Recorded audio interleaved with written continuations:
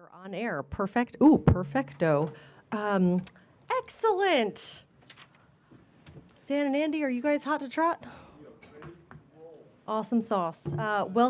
Ooh, great. Thumbs up. Normally, we'd be sitting down at the table. Well, not normally. We're filming all of our workshops, so bear with us. I know this feels a little bit more formal than it used to be sitting around a table, but hopefully people will ask lots of questions. And first and foremost, thank you so much for being here. So we are here at 6 p.m. on Monday, November 25th, 2024, 6 p.m. workshop with the fire department on regional collaboration and a larger discussion. It looks like you've put together a PowerPoint, and I wasn't sure if you wanted to dive in straight away. I know that we'll probably have lots of questions as we have some new counselors up here as well. So if we're able to make sure that we have some time to ask questions, but do you guys have a preferred format, or do you want to? You need to have a mic. Yeah, maybe, Yeah. sorry. So, Andy and I are going to flip-flop back and forth with some of the stuff that we want to talk about. We're going to be at the 10,000 foot mark with some of these things, and what we'll do where it's just a simple workshop. If there's questions along the way, we've got like 4 or 5 different categories. Just please stop us, because I'd rather have the ability to explain it and either say, you know what, we're going to get to that in a minute, or hey, that's a great stop, let's talk about it. So we're going to hit some of the basics that define the department, and then we'll get into some of the more detailed stuff. And because I'm not an IT guy, for some reason some of these slides don't look correct. So those are some of the points. For those that are new in the town, we have 2 fire stations. One's right up the street, and another one's up in West Cumberland, right by the ball fields, kind of diagonal from Cop Motors. Everybody knows where Cop Motors is. The one on Tutter Road has 9 bedrooms in it. When it was built in 18, it was with the vision of growing from there. As you can see, the trucks, we have a primary ambulance, our ladder truck, an engine, heavy rescue, and a spare ambulance, and that's where all the administration offices are as well.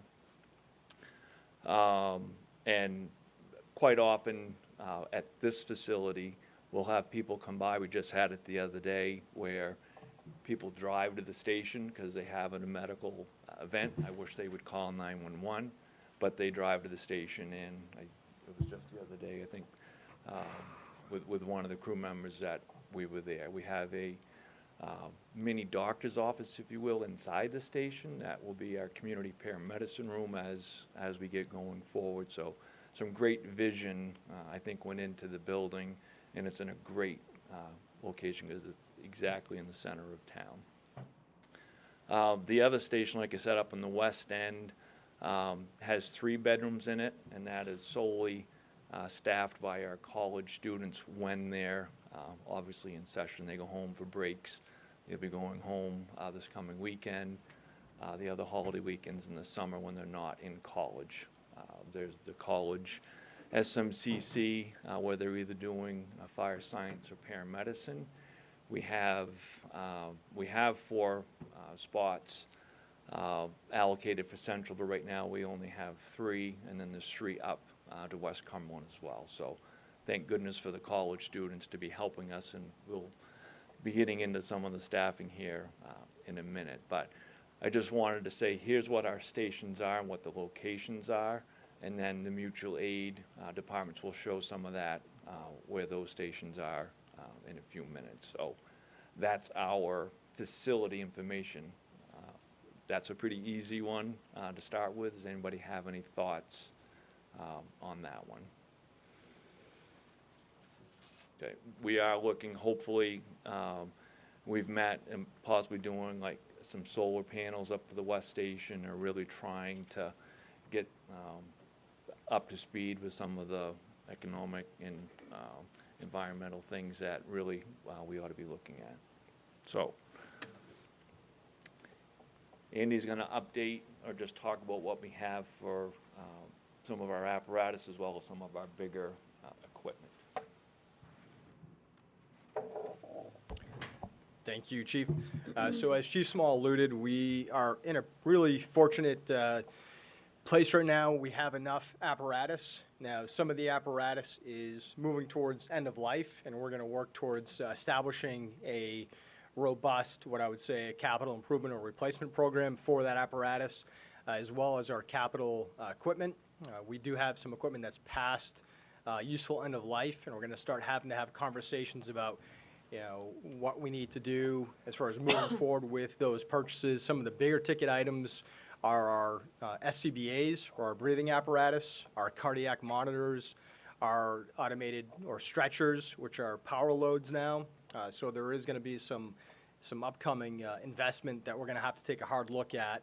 But overall, I think the fleet's in pretty darn good shape.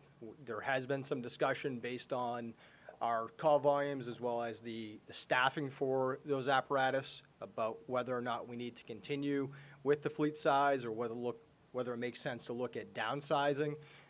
We will have further information to the council, to all of you regarding that. But again, I think we've done a good job with preventative maintenance. The biggest issue that we're running into right now, and all of you have probably experienced it, relates to supply chain. So when you order something, historically, you've been able to receive something within a matter of days, weeks, or months. With apparatus, depending upon the type of apparatus, that historically has been about 6 to 9 months. With larger purchases, such as an engine or a tower, upwards of a year. We're now talking about 3+ years to take delivery on an ambulance or a fire truck or a heavy rescue or a tower. So when we look at these future purchases, we have to start looking at making these decisions sooner, taking in mind what that delivery time is going to take. We've got 2 engines that are, I think, about 20 years old that are really moving towards sort of the end of life. When we look at these large-scale apparatus, ideally, we want to put them into a 15-year primary or potentially a 20-year primary with a 5-year reserve with the goal of a 25-year replacement plan. This equipment, whether it's cardiac monitors or larger apparatus, we have sort of a useful period. So for the equipment, large equipment such as our ambulances, we look on a 9-year rotation. So ideally, we're going to replace those 1 every 3 years because we have 3 ambulances. For staff vehicles and command staff vehicles, those are roughly 7-year windows. For the engines and the tower truck, as I alluded to earlier, they're about 25 years. When we get into some of the medical equipment, such as the cardiac monitors, they're roughly 7 to 8 years. We should be looking at replacing those. And for SCBAs, about a 15-year cycle. So again, overall, I think we're in pretty good shape, but we are going to have to start taking a hard look at some of our apparatus and equipment over the next couple of years. Any questions regarding apparatus or equipment? Yeah, just a quick question. What determines the shelf life? Is it the technology existing interior, like for an example on an ambulance, is it the interior technology that would dictate the turnover, or like what's determining the shelf life of it? So what we follow are NFPA, or the National Fire Protection Association. We follow their standards. As it relates to ambulances, there's a triple K standard that we also look at. But you pretty much alluded to the fact that technology is always changing. Yeah. So we try to really take a hard look at sort of the cost-benefit analysis. Does it make sense to move forward with a purchase, or does it make sense to look at potentially reboxing a vehicle, such as an ambulance? That used to be a pretty darn good, in my opinion, an avenue to go down. Yeah. But the cost now of reboxing versus new, it's not as wide as it used to be. We used to save about $150,000 or so, but the cost of this equipment year over year has been going up. We used to say on average about 5%. For the last couple of years, it's been upwards of 15, even 20% in some cases, which is significantly, it's unsustainable, let's put it that way. But it's all of those factors, but we do look at specific standards as set forth by those agencies, those federal agencies. So the variance on the gap between reboxing and buying a new piece of equipment has tightened, or has it, like, it's just increased, and has the purchase of a new piece of equipment also increased? Or is, you know what I'm trying to say? Like, Yeah. Yeah, I would say, to answer your question, I would say everything is increased, whether you're looking at a re-chassis, whether you're looking at purchasing new apparatus outright. Yeah. A lot of departments now are going into cooperative purchasing agreements. Okay. So there are some additional cost savings there, but it's not as significant as it was, let's say, a decade ago. But we are going to look at every single measure that we can to reduce those costs, because we understand the economics of it. We understand that there's a value. We understand that. So we're going to do our best and do our due diligence to ensure that we're doing that for the community and for our council as well. Okay. So you mentioned the lead times have pushed out from, for large apparatus, a year to 3+. But we're also looking at, ideally, replacing ambulances every 3 year on a rotating cycle. So where are we with that? Like, are we in process? We're in year 2 and we're buying one, or what? And then just sort of in general, do you have a list or chart of sort of, with the bigger ticket items, we're at a 25-year life span, we're at year 20 with 2 of them, we're at year 4 with the other 3, or like that, so we can sort of plan out longer term for these big ticket items. Yeah, that's a great question. We are going to have a really detailed analysis of our capital equipment, including the apparatus and those larger ticket items such as the monitors. When we look at, one of your questions was the ambulance. So we do have one ambulance on order. Those 3 ambulances that we have, I believe we have a 2012, 2015, and a 2017. All of them, I believe, with the exception of one, has over 110,000 miles. So they're showing their wear and tear. Now, in general, that's not much of an issue because you could look to re-chassis those. But with the style or the vendor that we are using now, it would make sense to purchase new because a newer apparatus that we're looking at don't have plywood. That's the issue that we ran into with a couple of our ambulances. They're plywood, so when you look at the safety ratings, they're not as safe as they should be or what we would expect our providers to ride in or our patients to ride in. So the intent is to move to our vendor Braun, not necessarily as a sole source, but that's the direction we're going in, so we have consistency and standardization amongst the ambulance, specifically the fleet of ambulances. And then once we have all of those Brauns in place, we will start looking at reboxing those when it's due to replace. So we've got one ambulance on order that was ordered, I think, over a year ago. Anticipated delivery, I would say, would be winter to maybe spring of 2025. Anything that's being purchased now, they're telling us 36 months. Now, if they can increase that, they're certainly going to try to do that, but there's a lot of delays that we've been seeing on sort of both ends when it comes to the dealer as well as the line itself. But definitely a great question, and we do keep those questions in mind because we want to provide, the right product for our employees, but also do it in the most cost-effective manner that's going to look at that value long-term. one more question. When you're purchasing an ambulance, for example, you're saying winter of 25, it's being delivered. Are we paying, what is the pay structure on that? Matt, I don't know if that would be a you question, but are we paying a deposit? Are we paying up front? Are we paying upon ordering? How is that working? Do you know? Do you want me to speak to that? Or? Yeah. So I don't have the exact terms of this last Yeah. ambulance purchase that was made, but typically you put a deposit down. Historically, it's been, sometimes it's a 10%, sometimes, municipalities like to pay 50. There are some municipalities that pay 100% upfront versus other municipalities put nothing down and pay 100% upon delivery of the apparatus. So to the specifics of this one purchase, I can get back to you with that. But I believe there was there was nothing down, the chief's saying, and we'll pay the balance on delivery. On delivery, okay. Which is, yes, Preferred. like Deputy Chief said, yes, Yeah. it's preferred to do it that way. That's what I was because- asking, yeah. Yeah, because if you do have that delay, you've got your money, you get your money tied Interest, up. So yeah. you want to, if you can play with it interest-free and make it work for you locally during your time period, then, yeah, you want to pursue that option. The Quint that Cape Elizabeth purchased pre-pandemic we put the order in and then didn't have to pay until it was upon delivery, which, it also gives you some leverage, because if there's any problems, you can also say, okay, this isn't exactly working out, and you have the ability to make it work for you. Okay, thank you. Now, we do try to add in with the terms of that purchase, a delivery date, and if they exceed past so many days past the delivery date, there's typically a fee that we assess. A lot of places now are not doing that. In Westbrook, where I was a chief for almost a decade, we built that into several of our purchases, and we actually made out in the long run. Yes, there was a delay, which certainly the employees didn't like, but when you're getting a check back for $40,000 to replace some of that equipment, for me, that made sound sense. The only other really two pieces of sort of upcoming issues that we're going to experience, the cardiac monitors, the majority of those, I believe all of them are well over 10 years old, and our SCBAs.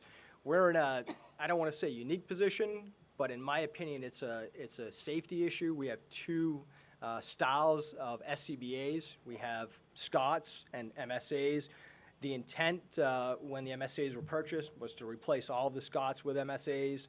Funding at the time, I can't speak to exactly how this all unfolded, but they ended up replacing only 50%. So half of our air packs are well over 20 years, and we're running with two totally different style air packs, which in my opinion, it needs to be rectified because it is a safety issue. And then our turnout gear or our personal protective equipment, when we look at the NFPA standard, the ideal setting is to replace those garments every 10 years. And we have a lot of our gear, I would say the bulk of our gear, that's in excess of 10 years.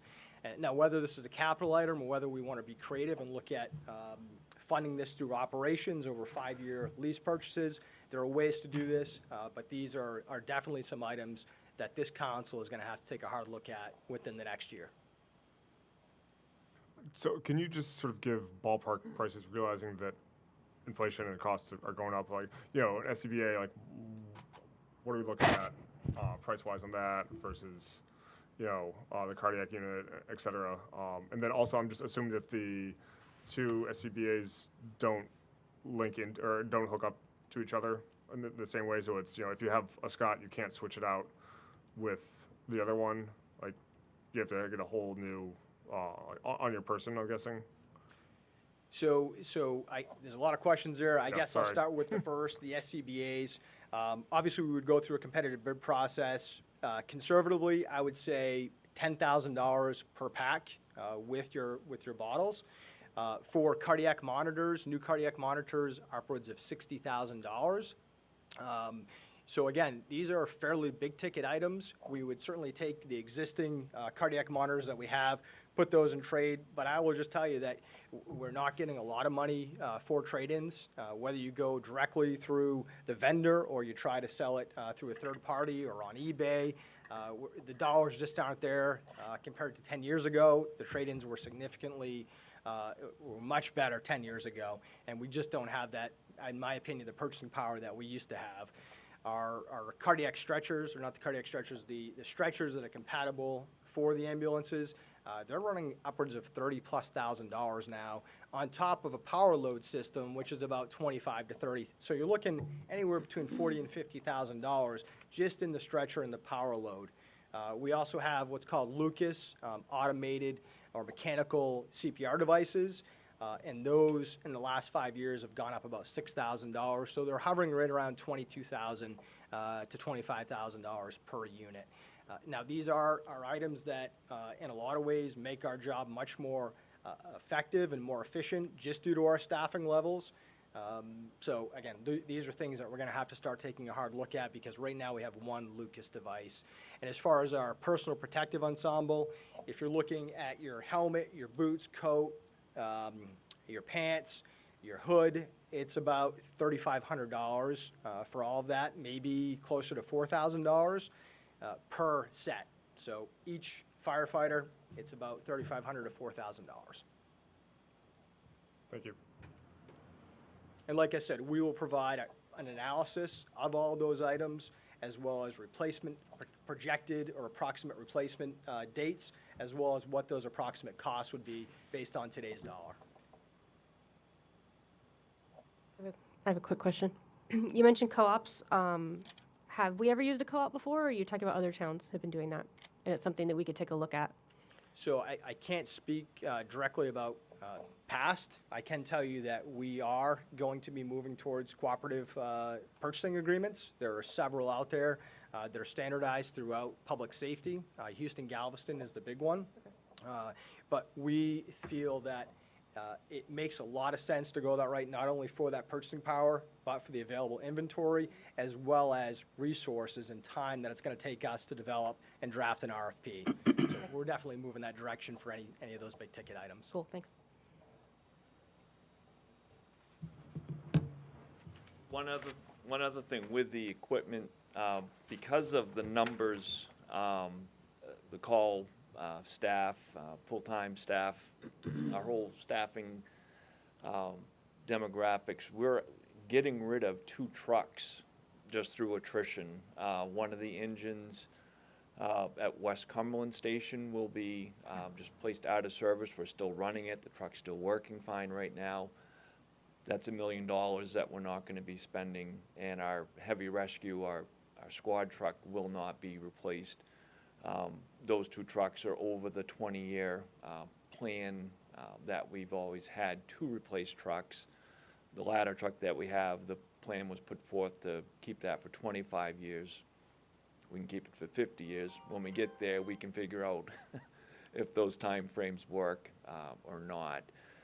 Because of the narrowed up staffing, what happens is there'll be an engine at both firehouses. We're just putting a lot more stuff on each of those trucks. So they're bigger, but the truck's got to get there in order to effect the emergency. And if we can't mitigate, then we're not doing what we need to do.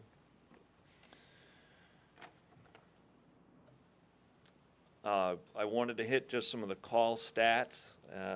He'll be then getting into some of the staffing points that kind of follow this. So there's the typical numbers in here, so if you want breakdowns, please. Danny, did you provide a handout for us? Or We're going to give it to you afterwards, just so we can have the communication. We can alter it or doctor it if need be before we give it to you. And this is, again, I don't know why on one computer the stuff shows up right, and then I plug it in here, it doesn't. So bear with me. I think you can see everything that we need to. So what I have here is data that is showing the year-to-date for this year does 2 things. You can see the part that I've circled, the 1296. That's of the, we may have had 1 call since then today. That's how many calls we are right now this year. And last year, if you look down the lower right-hand corner, the 1236, that was at the end of the year last year. So it shows, and this isn't, an abnormal piece. It's growing fairly considerably. You also look at the overlapping calls.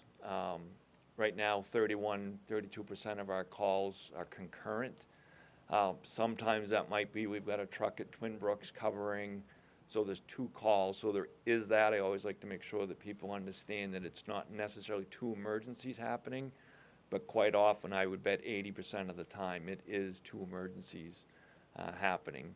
And then last year, that concurrency of the calls in the lower right again is just over 26% of our calls. So that is a big impact. When Andy gets into talking about the staffing, it shows what the dimension of the department is in order to provide that second tier of service, if you will. Hey, Dan.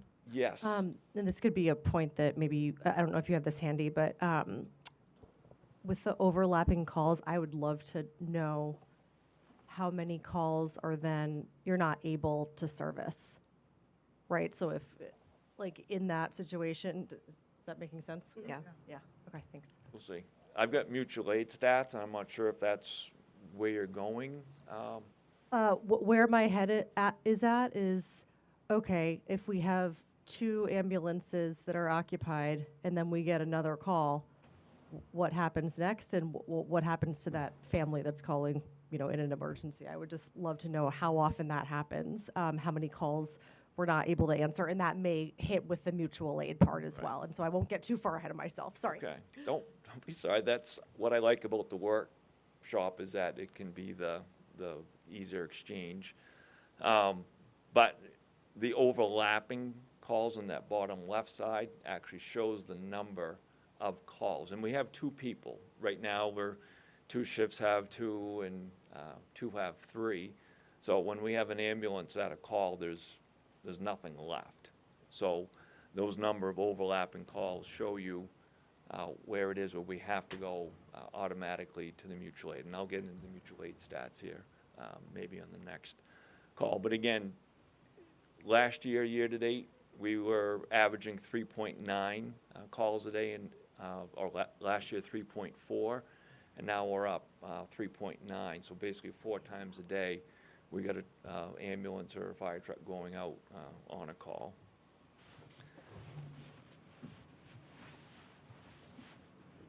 Have a slide here. This talks about just us requesting an ambulance to come to our town because we don't have resources available. The 2 people that we have on duty, 2 or 3, are not present to be able to take the call. It's a fairly busy slide, so I apologize, but we've just grabbed this out of our reporting software. But basically, the second number down of 96, that's how many times we've called for an out-of-town ambulance because we have not had one available. Can you blow Loretta that had screen one. up so I can read it? You expect me to know how to? Where's the youngest person here that knows how to do IT?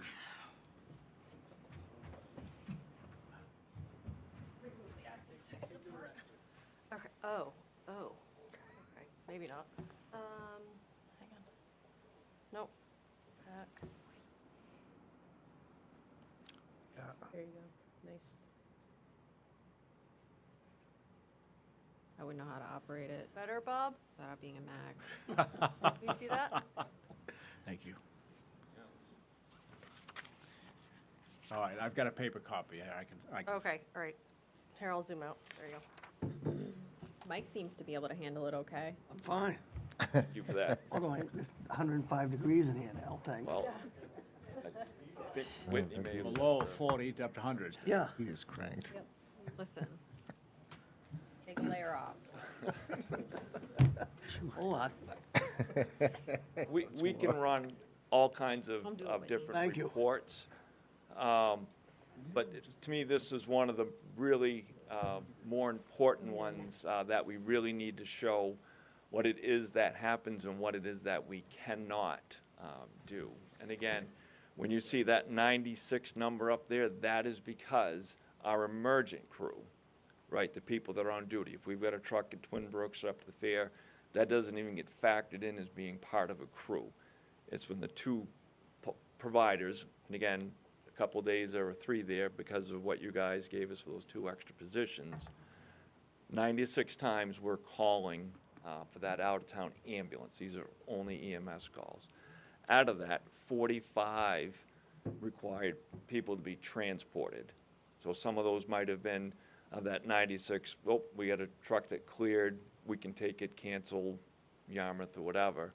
But that means 45 times we were depending on another ambulance to come transport.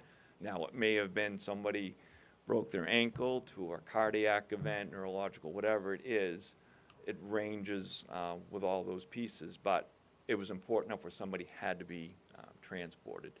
And in the, excuse me, in the lower section, you can see that our most dependency is on Falmouth and Yarmouth because of not only their proximity, but also because they always have at least an advanced level EMT, if not most likely a paramedic on staff. And again, you can see the numbers, see what some of the other towns offer, what we're getting from some and giving changes from community to community. And again, that's just because we don't want to request a department to show up with an ambulance and then, or they say, number one, oh, we couldn't put a crew together, now we've delayed, or they put a crew together, but it's both basic EMTs, not paramedics. We're going for where we know the best level of service, and we can show the mutual aid numbers here in the past. But certainly, Falmouth and Yarmouth are the two big hitters for us, that they're coming to our town to help provide decent medical care in our absence. Any thoughts on those numbers so far? I'm bad at math, but I'm trying to figure out where that bottom table is matching up with the calls up above and where the 1,205 not applicable come in. Can you Well, help me understand? I didn't put the calculator, just cut and pasted this this afternoon, but, so at the top, there's the, we had 1,195 that didn't Right. call for an out-of-town, and then 95 that did. Don't ask me to match So that up. I'm looking at like I guess, out of town, there were 45, right? Total ended up being that. But then I'm looking down below at the breakout and it isn't.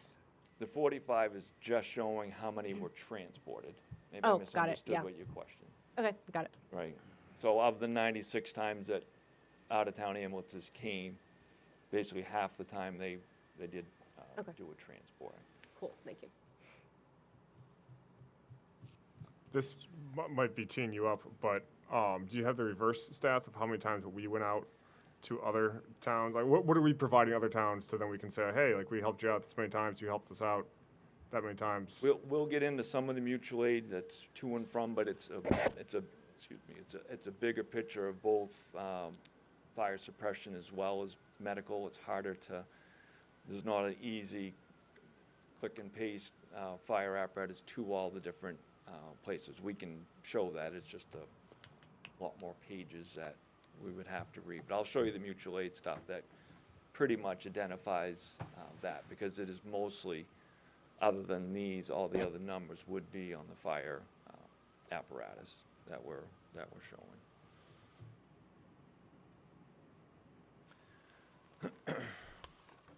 Again, don't know why the numbers don't line up.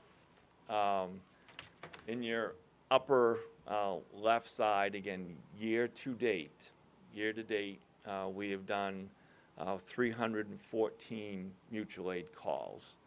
And I'm not sure if that's clear enough to read, but what it's saying is if we, mutual aid received means we get to an incident and we say, you know what, we need some help. We get on the radio and say, hey, can you send me an ambulance, fire truck from wherever? Dispatch takes care of that. Automatic means at the same time that we are responding out of the building, so is a Falmouth, a Yarmouth, or whatever truck. The dispatch centers have it. They're pushing buttons. There's no request. It's built in, and I'm going to show later as part of the regional interoperability that we do have. So with all four sections, and that shows, again, what we've done manually, if you will, upon request, and automatically what we've given and what we have received. Because nothing can ever be easy. When we receive mutual aid, if we get a fire truck or an ambulances from 3 different towns, it shows up as one mutual aid, because that's just how the button in the report works. So if we have an incident, vehicle accident where we need 2 or 3 ambulances or fires or whatever it may be, we're calling for more than one resource. It's just that the report doesn't allow that. The one that we have presently doesn't allow us to do that. Going out of town, sure, we're clicking on that, and we might even show that we've got 2 or 3 trucks going out of town, but it still only shows up as one number. So again, that is year to date. Go ahead, Bill. I don't think I understand the difference between automatic and manual. So, again, if it's manual, it just means that somebody from that, if, say we're going to another town, we don't get assigned or dispatched until a person from that department gets to the scene and says, holy smokes, we need some help here. Can you send apparatus? So there's a decent delay there. Maybe back up another step. Do you take your calls from county, or do you take your calls local? I'm having a hard time understanding what do you mean by automatic? Oh. I guess manual, you call the other fire department and say, I need help, and automatic, there's a trigger that doesn't require calling? The trigger is the right way to use it. So, and again, I'm gonna show a slide here in a little while that will show, if you take Route 88, where the Bucknam Road Fire Station in Falmouth is closer, the same time that we put our garage doors up on our station, they're putting theirs up, and they're going, and a lot of times they're getting there ahead of us, because it's automatically happening where it doesn't care if it says engines 1, 2 from Cumberland and engine 3 from Falmouth. We're all going as one unit. And a lot of times, because again, it's by travel distance, they'll get there and they'll be the ones in charge. So if me and the crew get there, they're telling us, hey, I need you to go take care of the person in this car accident, or go to the second floor to take care of whatever it is. So It's that's triggered the by automatic. GPS? Say that again? It's triggered by GPS? It is triggered by some travel distance, some just points of reference for ease. Like on 88, Falmouth comes as far as Tuttle Road, and then from Tuttle Road to the Yarmouth line, Yarmouth comes. It's just a cleaner break for everybody doing it. Doesn't mean that we can't change that, and we do have some data points now that can show travel distance. Maybe a person can come an extra half mile one way or the other. It's just very easy, if you will, for when a town's coming, instead of them having to drive up to every building to say, all right, what's this address? They know where Tuttle Road is. That's where they're going.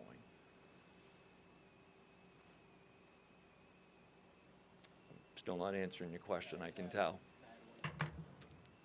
We'll come back to it. I Well, got some. and we will show some of the history into that, but Andy would like to throw something else.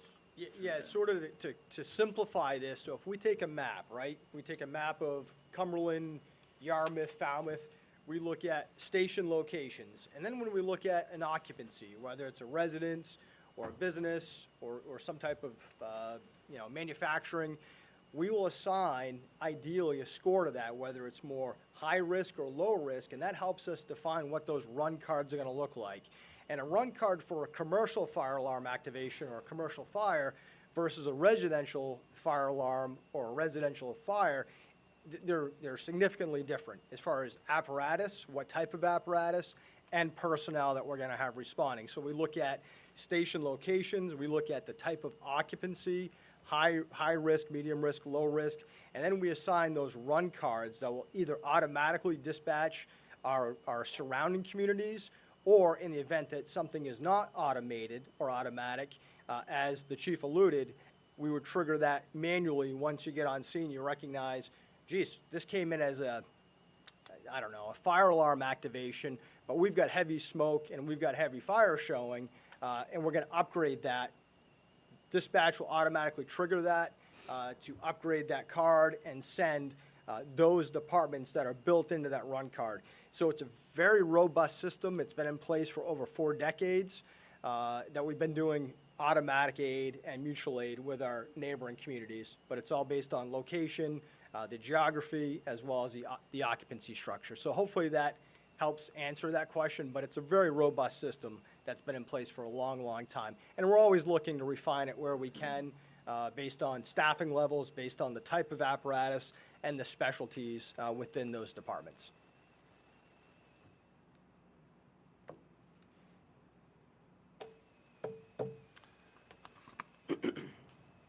Ton of moving parts. The easiest way to put it, he's more of a data dude. It is whoever can be closest with some good boundaries. We don't care what the side of the truck says, whether it's an ambulance or fire truck. The old days, I've talked to some others that go way back in generations, and it was very frustrating to them. It was almost like a fight because they didn't want somebody else to get there ahead of them to put the fire out or deal with the best patient care and something. Everybody was very possessive about being the first ones. Ken Wagner, in the early 80s, was the fire chief here. Along with the area chief, said, we've got to do this better. That was in the 1980s. Mike, I'm sure you knew, probably Bob, you knew Ken as well. So 41 years ago, plus whatever it is, we've been doing it since that time. And I'll have some slides here in a little bit to show that. But it's just really, really important to go to your point about the automatic part. Doesn't matter, you could have green trucks, purple trucks, doesn't matter, trucks are coming, or we get there and say, oh, let's strike a second alarm, we've got something, and then we keep having other resources come in. We're doing about one of these a day. We just were over to Yarmouth today. I was meeting with the boss, and we had a call to go over with our tower because they weren't sure if it was some type of substance that was causing an ailment. 3 people were transported to the hospital. Freeport was there, and our ambulance went over as well. They said, as part of their call, we need a truck, and off we went. So there's no barriers that way. Fortunately, today we were able to have staff to do it. So thoughts on our mutual aid partners. We'll get into some regional stuff here in a little bit, but we're going to fly because you've got a couple things to bring up. Get the order up. Yeah, I'd keep moving right along, especially on the regional efforts. So one of the other big items that we've had previous discussions about, and we're going to continue to have ongoing discussions, relates to our staffing. This has typically been a hot topic item. We are seeing a paradigm shift in the fire service as it relates to relative, what we call volunteerism. And again, nothing to do with an individual volunteer or call firefighter. Times have changed. Societal changes, family changes, work changes has really put a burden on the ability for an everyday individual to serve their community as a call firefighter. And we are continuing to see declines in volunteerism year over year. We recently revamped our hiring process, and we're trying to make it a little more standardized, but at the same time, as we continue to see these declines, the calls for service continue to go up. The acuity in these calls in a lot of ways, especially on the EMS side, seem to continue to go up. And we have to have a strategy in place. We have to be very strategic about this, working collaboratively to look at a roadmap for the future of this department because much like every other department, we are struggling with our staffing. At present, we can handle one sort of run-of-the-mill EMS call. If we get a second EMS call, if we get a fire call, it's an unknown. And that is something that a lot of people, including myself, struggle with, not knowing those unknowns. Do we have enough staffing? Do we have enough people that are going to be able to respond with those trucks and mitigate that emergency?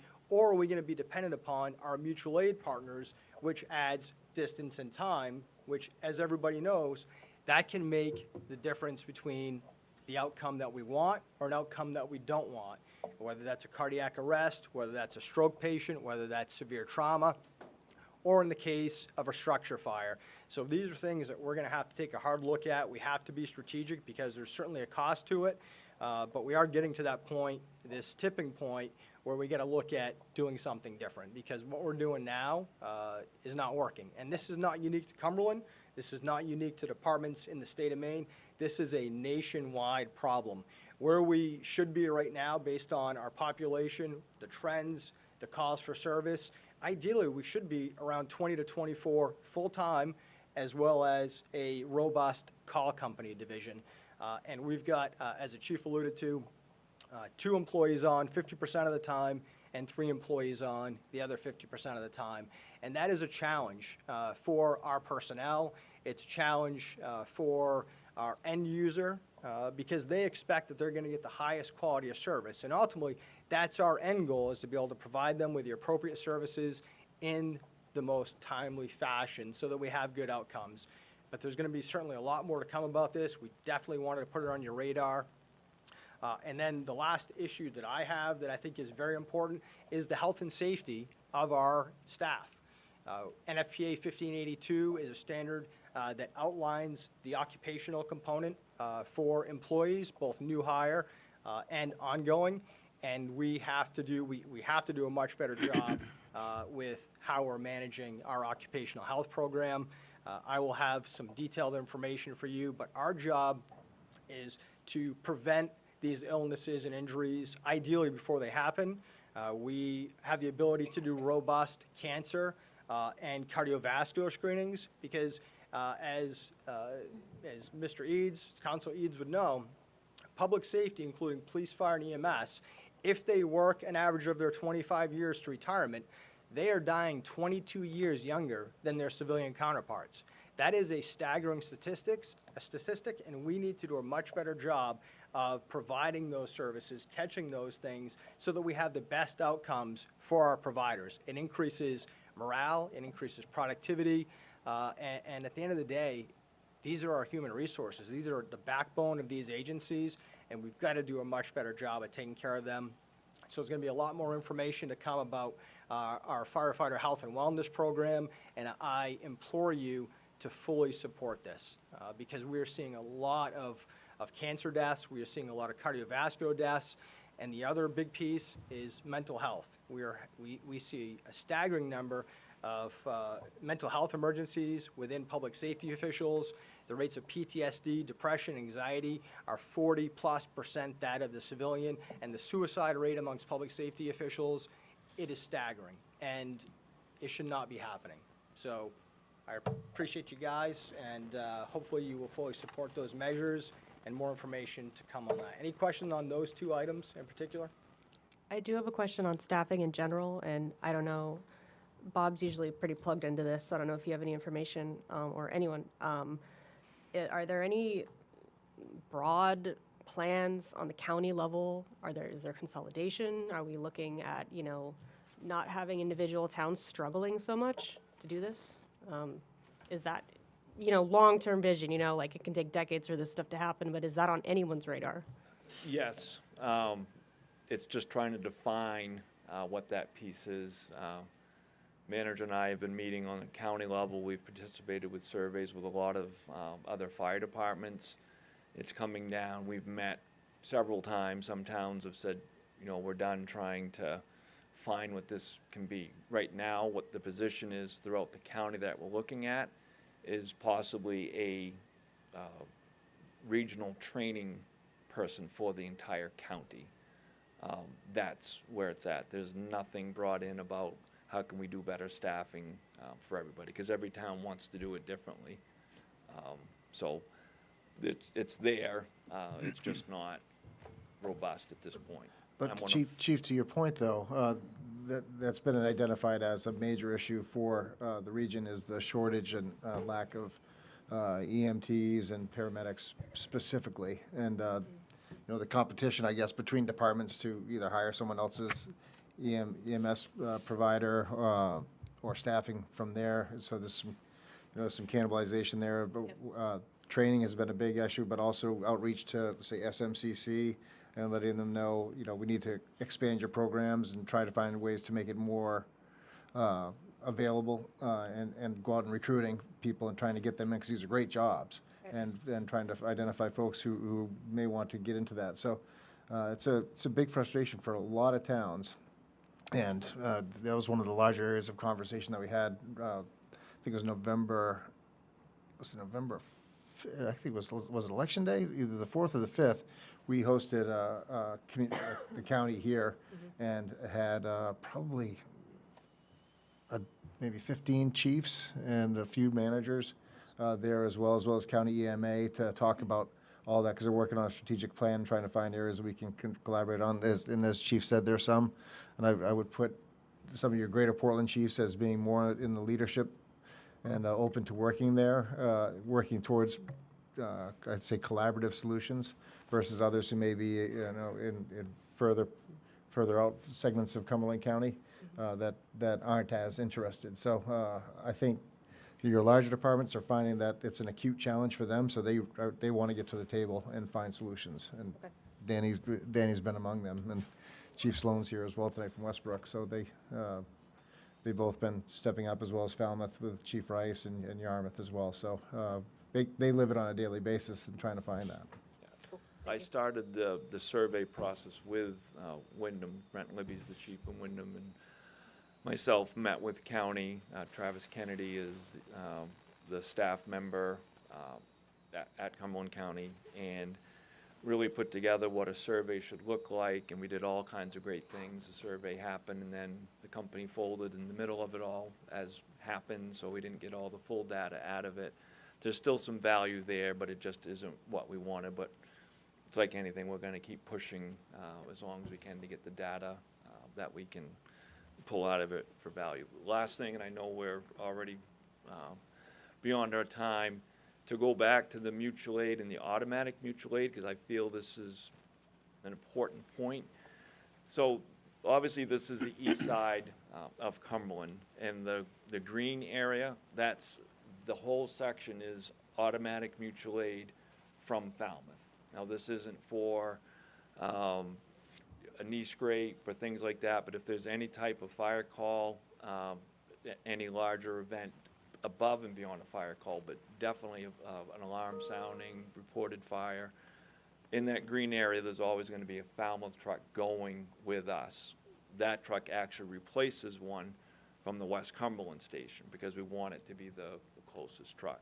What you see in red is Yarmouth taking that portion. We know the property lines there on Greeley Road are kind of messed up, so it follows those pieces.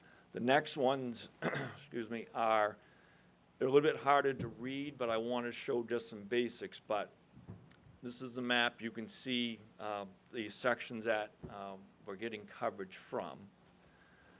So I don't know. So obviously this is the Falmouth town line here. So this is where Falmouth is coming up into our town from their Buckton Road station, and they're getting there ahead of us, right? Yarmouth might be coming on stuff. It's a busier area up here, but this is their territory, the territory that we're getting the automatic mutual aid from. We don't have to get there and say, send me help. It's automatically happening.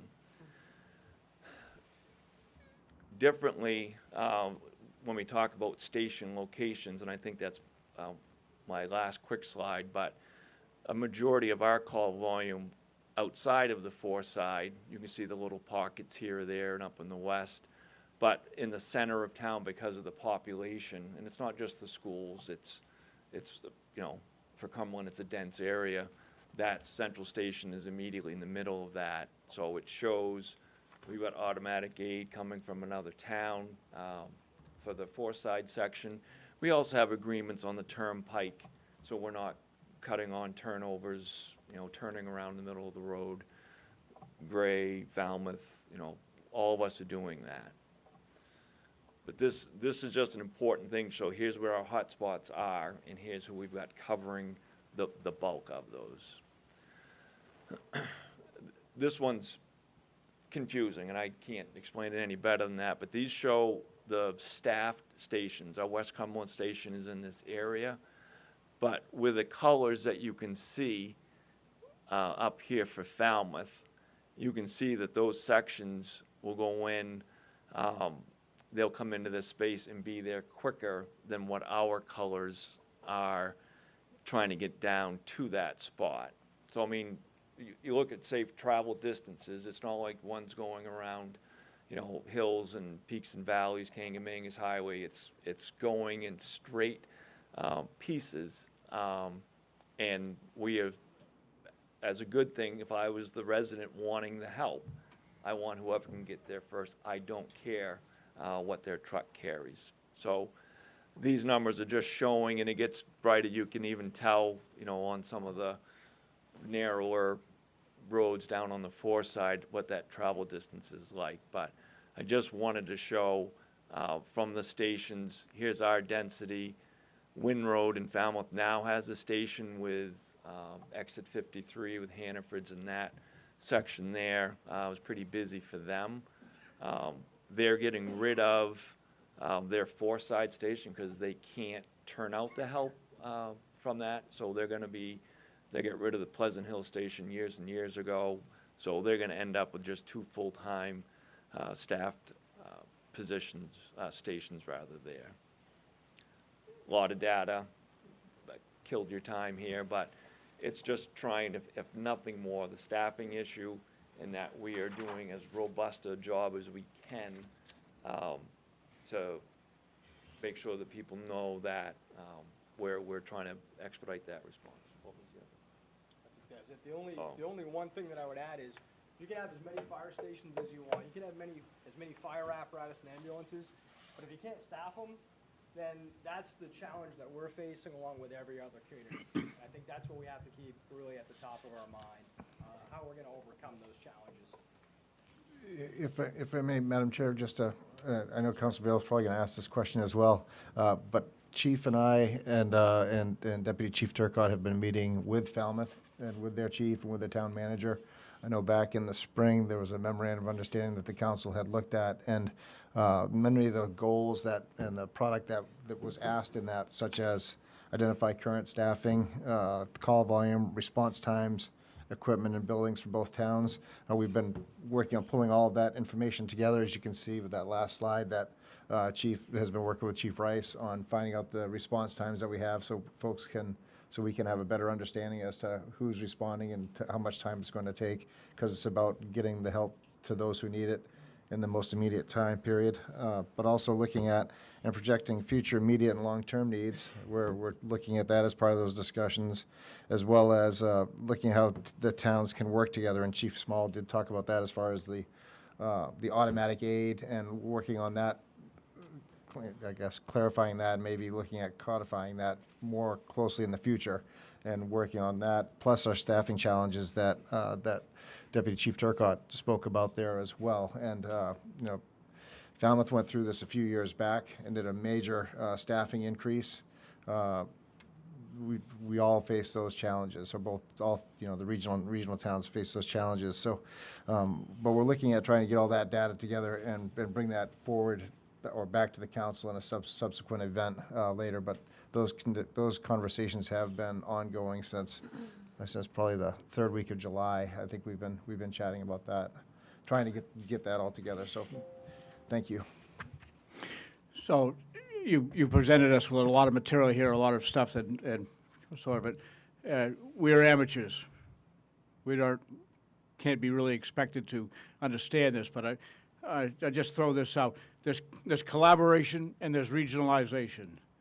Town of North Yarmouth is considering a $4 million fire station upgrade, but the opportunity for us and Yarmouth to absorb their station and take that $4 million and put that to personnel would be an exercise that I think would be well initiated. Another thing that I would like to talk about is served on 15 years on the planning board, and we had what someone was called peer review, and I think that's an exercise that we as a council need to do, because the cost of what your underlying discussions here tonight, there's significant cost, and I think that professional peer review of your presentation by an outside source will help us better understand what those needs are and how they can be met, and either in a collaborative regionalization, but different methods, different ideas.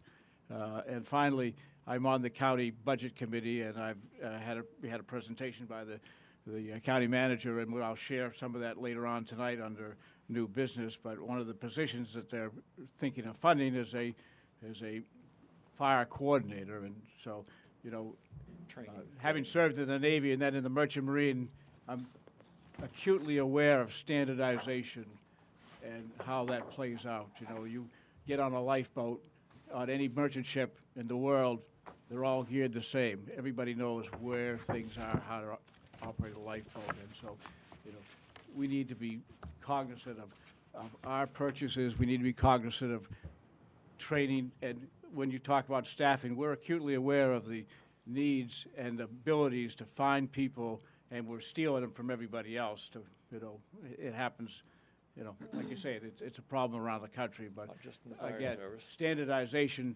trucks, equipment across the board, make sure without the guy who was working down at Sanford and comes up and does a shift in Cumberland, he knows where everything is. Thank you. Thank you, Andy. Thank you, Dan. We are at time, so we will look forward to possibly receiving the presentation once you get a chance. We'll put this together with, That'd be great. with the amendments. Would council like a 2-minute? We'd love a 2-minute recess, and then we'll get a wiggle on. Is there any way we could turn the heat up a little bit? I don't know if folks are freezing or not, but Thank sorry, you. Whitney, but In between, It'd be very helpful, thank you.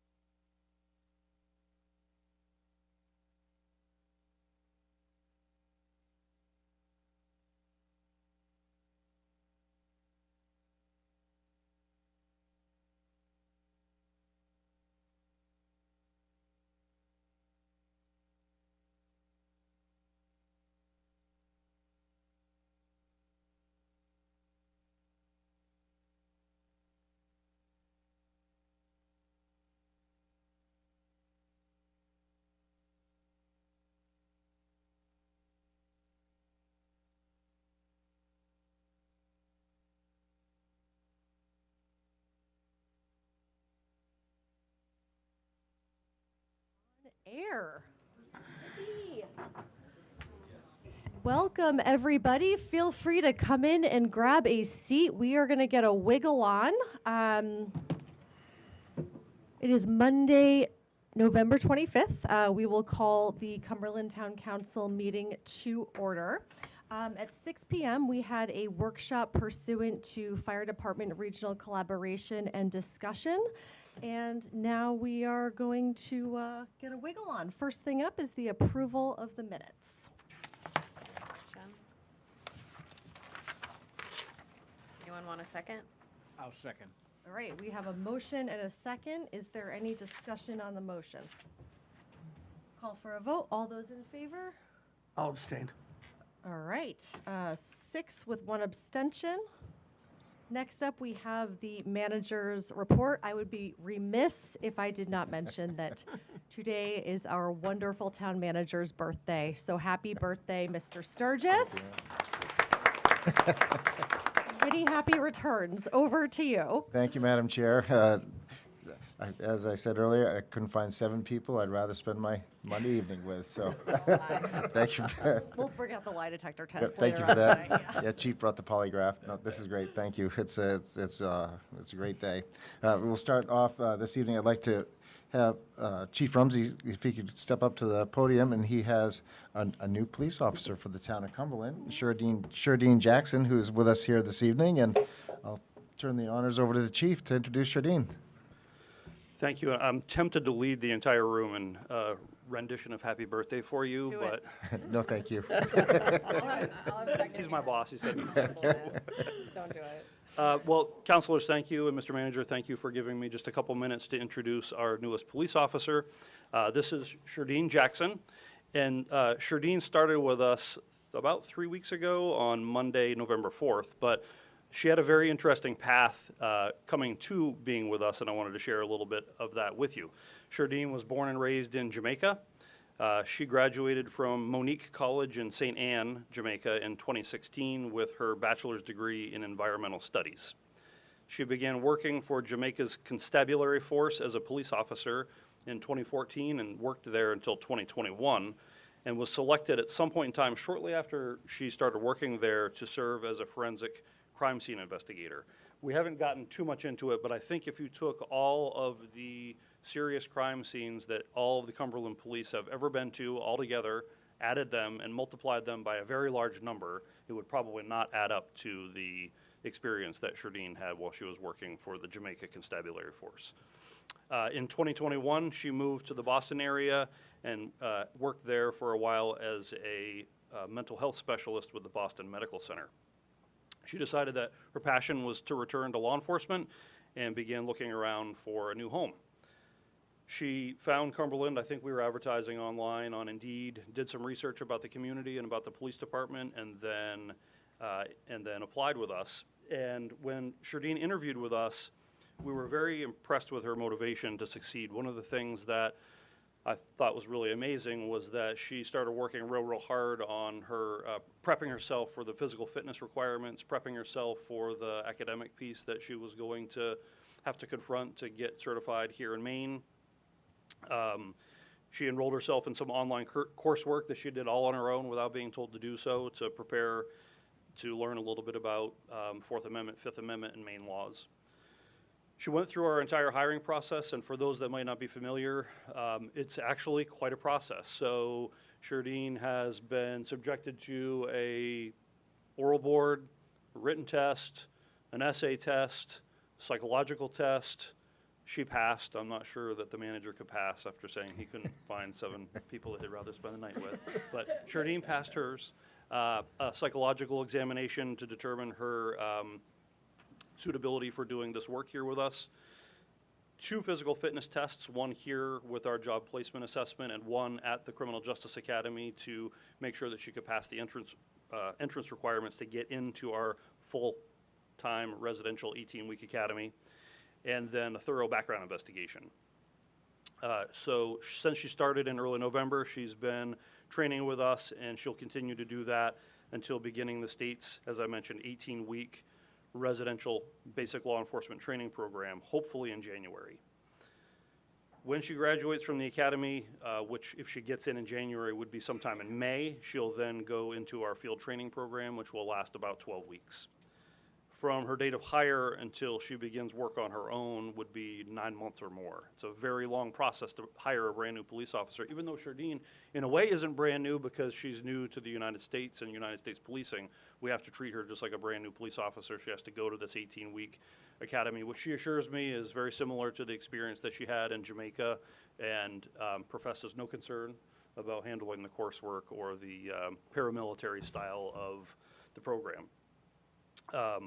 So about 9 months, and her coworkers, many of whom have joined us tonight to be with us for this introduction, are very, very excited to have her on the force. As you probably know, we're a small department of 12, and so even when we go down one officer, it creates a lot of holes in the schedule that people have to work extra to pick up. So the team is very excited about having Shardeen's training over and getting her on the road. And so I think as a testament to what type of a person Shardeen is, she's joined this evening by her friend Shelly Ann Garrick, who came all the way from Kingston, Jamaica, to visit with her and hang out with us a little bit tonight. So thank you for being here. And we just wanted to welcome and congratulate Shardeen. She'll be back to see you again after she completes her academy. So I told her it's going to be kind of like the year of Shardeen, right? We're having this introduction tonight, then she'll graduate the academy in May, and then we'll bring her back to see you again shortly thereafter for her official swearing in and her badge pinning here. But we didn't want to wait until May to introduce you to our newest police officer, Shardeen. So thank you for letting us come in and say hi and introduce her to the team. Welcome, Shardeen. Oh, Thanks for welcome. being here. Yeah, we'll give you a little.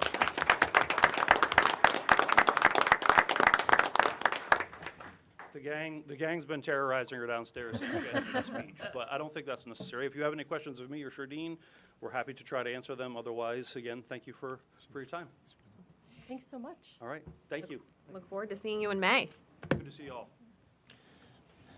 Anything else, Mr. Manager, on your birthday report? Yes, Madam Chair, I have a few remaining items, but none as exciting as this last introduction. But it's important, some quick updates from Parks and Recreation programs. The winter programs will officially open next Tuesday at 8 a.m. for signups, and the town encourages residents to sign up for available activities and programs, which are designed to offer recreational and social opportunities throughout the winter months. And you can find more details on those in the most recent mailer that came out or through the town's website. On this Sunday, December 1st, at 5:30 p.m. at the Congregational Church in Town Center, the tree lighting ceremony will take place. And this festive event will mark the beginning of the holiday season and bring together the community for a celebration of light, music, and holiday cheer. We're looking at potential for EV chargers at the Prince Memorial Library, consistent with the town's climate action plan. So looking at some grant opportunities there that working with Revision Energy on that in the near future to get four charging stations located up there. Some more information to come. Comprehensive Plan Committee is moving forward. The town, as of this past Friday, had received 22 applications for the committee. This committee will play a critical role, as you all know, in guiding the long-term development and growth of the town. And the applications are currently being received until the end of the month. And then the next steps from there will be the nominating committee will review them and make a recommendation, presumably to the council in December. And then they can make their application, and the council can then make their appointments. The library strategic planning process is currently underway, as Stacy Baser did her presentation a couple weeks ago. But today is the last day to complete the community survey, so one can go online to do that if they so choose. This is gathering input on how to improve the library services and programming, and so if you waited till today is a good day to do it. The Rusty Lambton construction is going to begin. You've noticed that there's fencing around there. They'll probably start demolition this week. I noticed this afternoon they had a construction trailer on site, so things are picking up ground. And look forward to the completion of that project and the impact it will make positively on the tax base and the diversification of it. Winter parking restrictions are now in place as of November 15th. Through April 1st. So during this period, parking is prohibited on all public roads and streets between midnight and 7 a.m. You'll notice signs have been put up around town, but we want to keep reminding people because Thanksgiving may have snow. And so we want to be aware of that, potentially. Thanksgiving, speaking of Thanksgiving, trash and recycling schedule has been changed because of that. Thursday's route will be collected on Friday, November 29th, and Friday's route will be collected on Saturday. So please plan accordingly and ensure that your trash and recycling are placed out on the correct day. And then sand is available for Cumberland residents at 2 locations, one in the town center and one on the west side. So in the town center, if you want to go to the lower parking lot beside Public Works Garage on Drown Road, there's sand available for you there. Or if you're on the west side, behind the West Cumberland Rec Building on Blackstrap Road in West Cumberland. You're encouraged to take advantage of this resource for maintaining safety on your driveways and walkways during the winter months. We'd like to keep people safe and sandy. So that's what I have for updates at this time, Madam Chair. Thanks for the opportunity. Awesome sauce. Thank you, sir. Take a real quick question. Yeah, of course. Hey, Matt, real quick question. If Rusty Lantern, with their starting construction, if and when we get the roundabout, will they have to change anything the way they're doing? It just be a smooth transition? Smooth transition, yeah. It's situated enough further north of that intersection that and part of the site work that they'll be doing with sidewalks and improvements over there as part of their project will all be constructed with that in mind. So we did have a good opportunity to meet with MDOT, which I'm sure the chair will talk about later.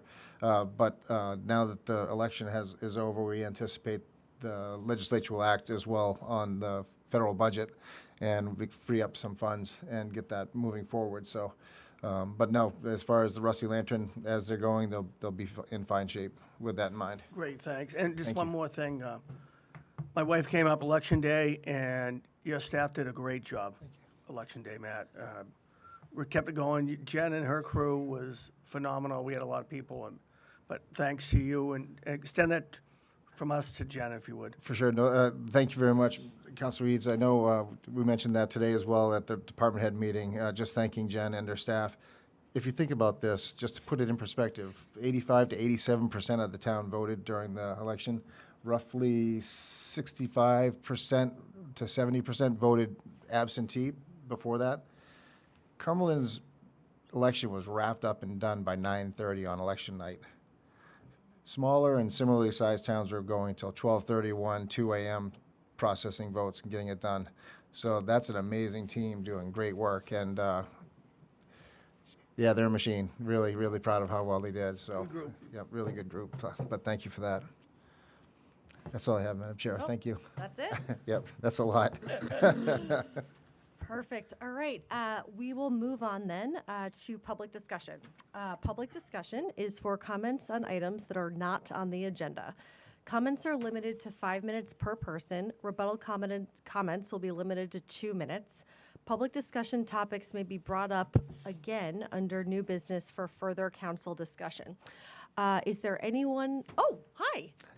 Would you like to come up for public comment? Okay, great. So if you wouldn't mind just telling us your name and where you live, and we, just as a heads up for anyone else who might want to comment, we do have a little timer right here just to kind of keep you on track. I don't think it has an obnoxious alarm, but we do kind of stick to the 5-minute rule. So over to you. Awesome. Kevin Balvin, Longwoods Road, Cumberland. I'm not paying attention to that 5-minute marker. Ridiculous. I don't know if we need a recap of our workshop or if that was televised, but that was very interesting. So my background is in public safety. My entire life I've been in public safety, ever since I was wee young high to the grasshopper, as a main saying, right? This is a national problem.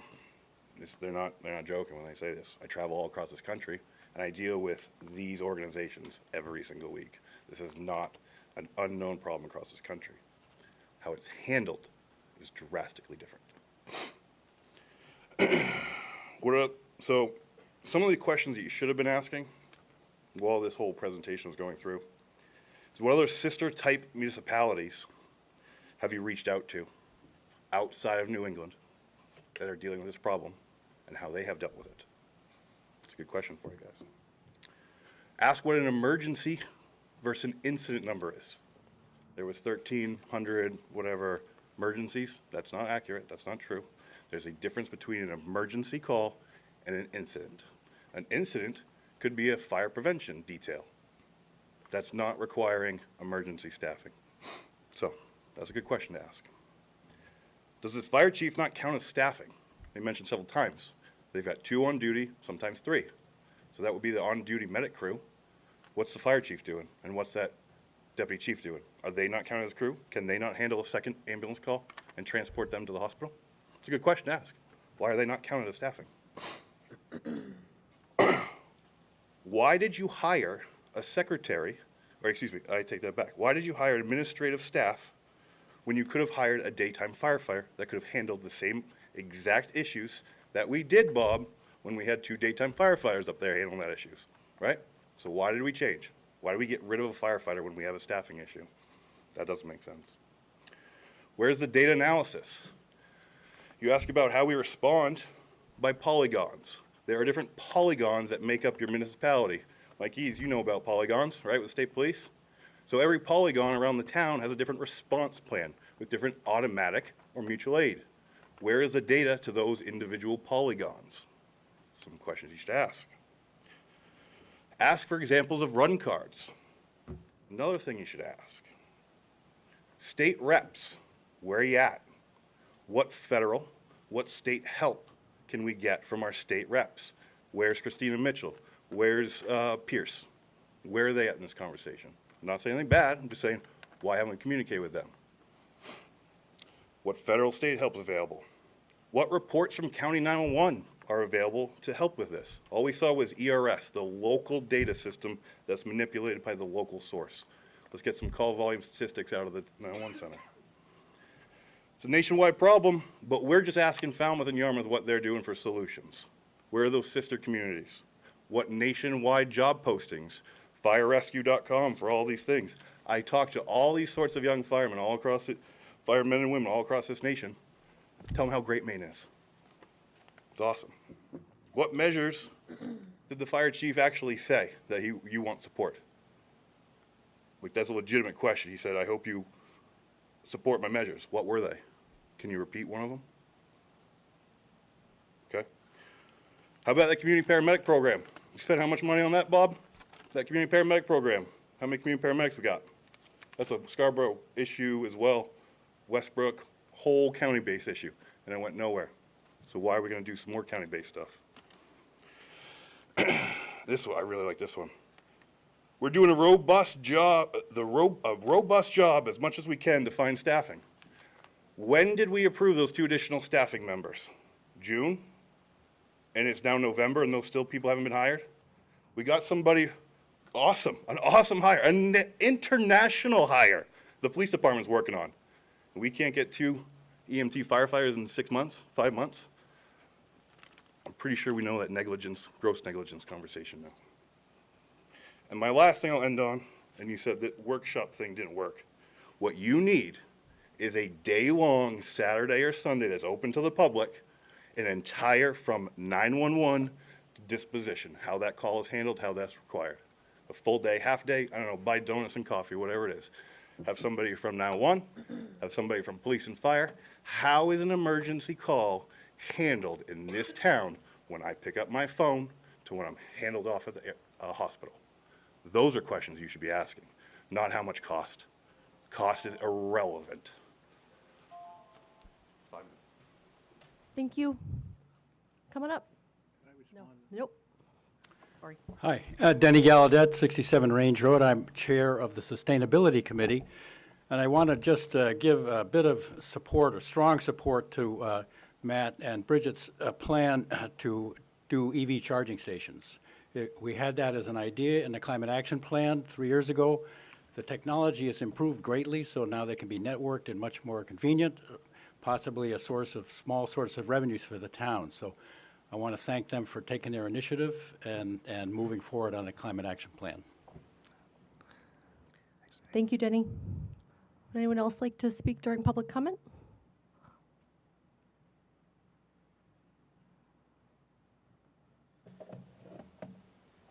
Good evening. My name's Steve Sloan, and I'm here to read a letter that I sent to the manager earlier in the week.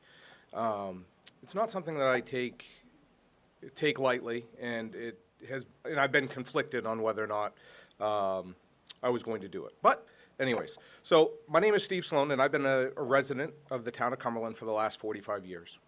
I'm reaching out to express my concerns regarding an interaction that I overheard on the afternoon of November 13th in the lobby here at Town Hall. The conversation was held publicly without their regard for privacy and was between Councillor Bob Vale and another resident. Councillor Vale's tone was, in my opinion, condescending and loud enough for anybody that was in that lobby to be able to hear. The topic was regionalization, as goes on tonight, and with Councillor Vale making the remark that Fire Chief Danny Small was throwing a fit because he didn't want other people playing in his sandbox. Well, as a public servant who has taken the oath to support the town, that comment was very disappointing to hear. As a fellow fire chief myself, it is downright offensive. I fully understand the daily challenges and the stresses that Chief Small faces, and without the steadfast support of the town leaders, that position is destined to fail. For years, Chief Small has worked tirelessly to address the staffing shortages and relentlessly has requested additional staffing, only to have these requests turned down by the previous town councils and the former town manager. Last year, when Chief Small's request for positions was cut yet again, I joined fellow residents in urging the council to prioritize the fire department's needs. While 2 positions were eventually added, Cumberland's staffing still remains well below what is necessary to effectively protect Cumberland's residents. For reference, the National Fire Protection Agency, which you heard about today, has 2 standards, 1710 and 1720, that recommend between 14 to 17 firefighters be on scene within 4 to 10 minutes of a reported building fire.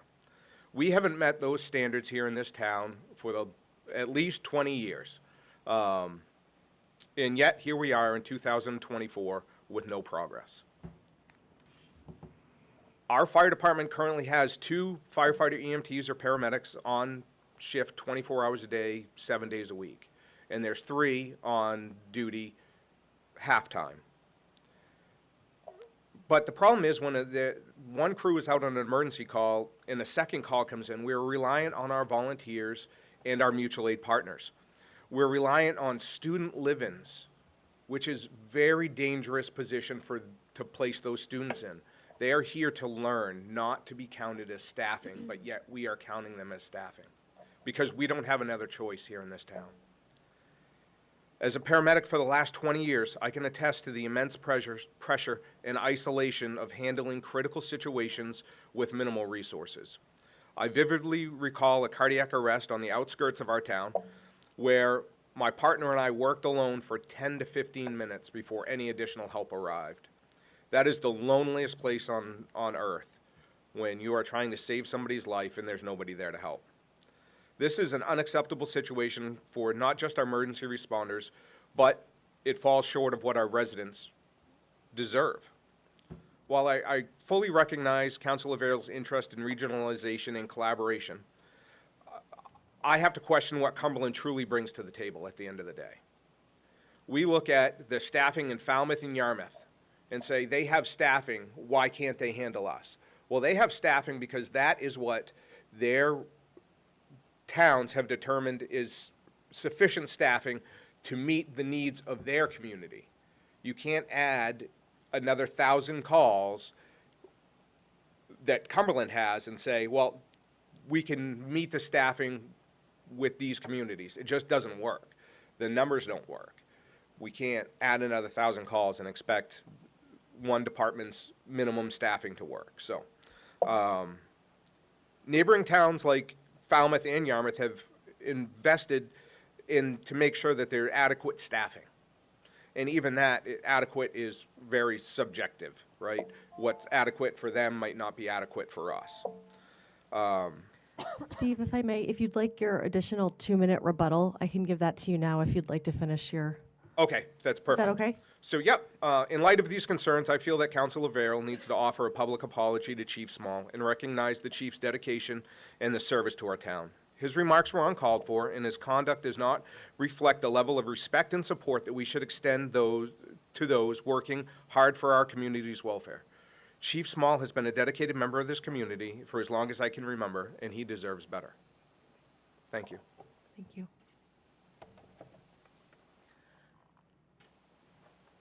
Is there anyone else that would like to come on up? If you wouldn't mind just telling us your name and where you live, please. You know I am. I know, but just for the folks at home. Everybody home. Janice Spalding, West Cumberland.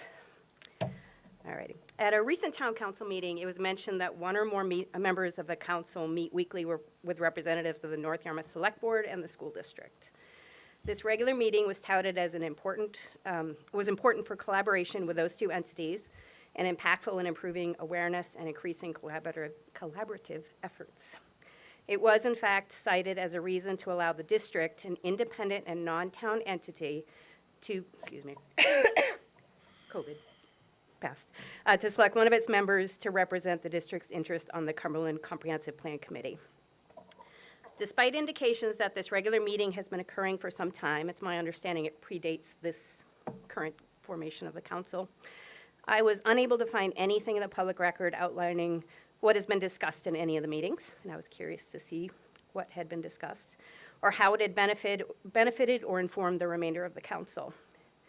While I understand the meetings may not legally require an agenda, public access, or minutes, if they are in fact intended to be and have been stated to be an important tool to improve and increase awareness and cooperation between three independent entities, as to warrant giving an outside organization one of the limited seats on an important town committee, which is designed to research and craft Cumberland's blueprint for the future.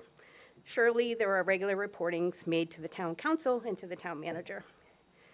While I'm surprised none of this content has been discussed in meetings, I know a lot of your work occurs in emails and behind the scenes and away from council chambers. I would therefore like to request that those emails be added to the public record so that the public can see the progress that's been made, particularly with the school district, which after all accounts for 70% of every resident's property tax bill.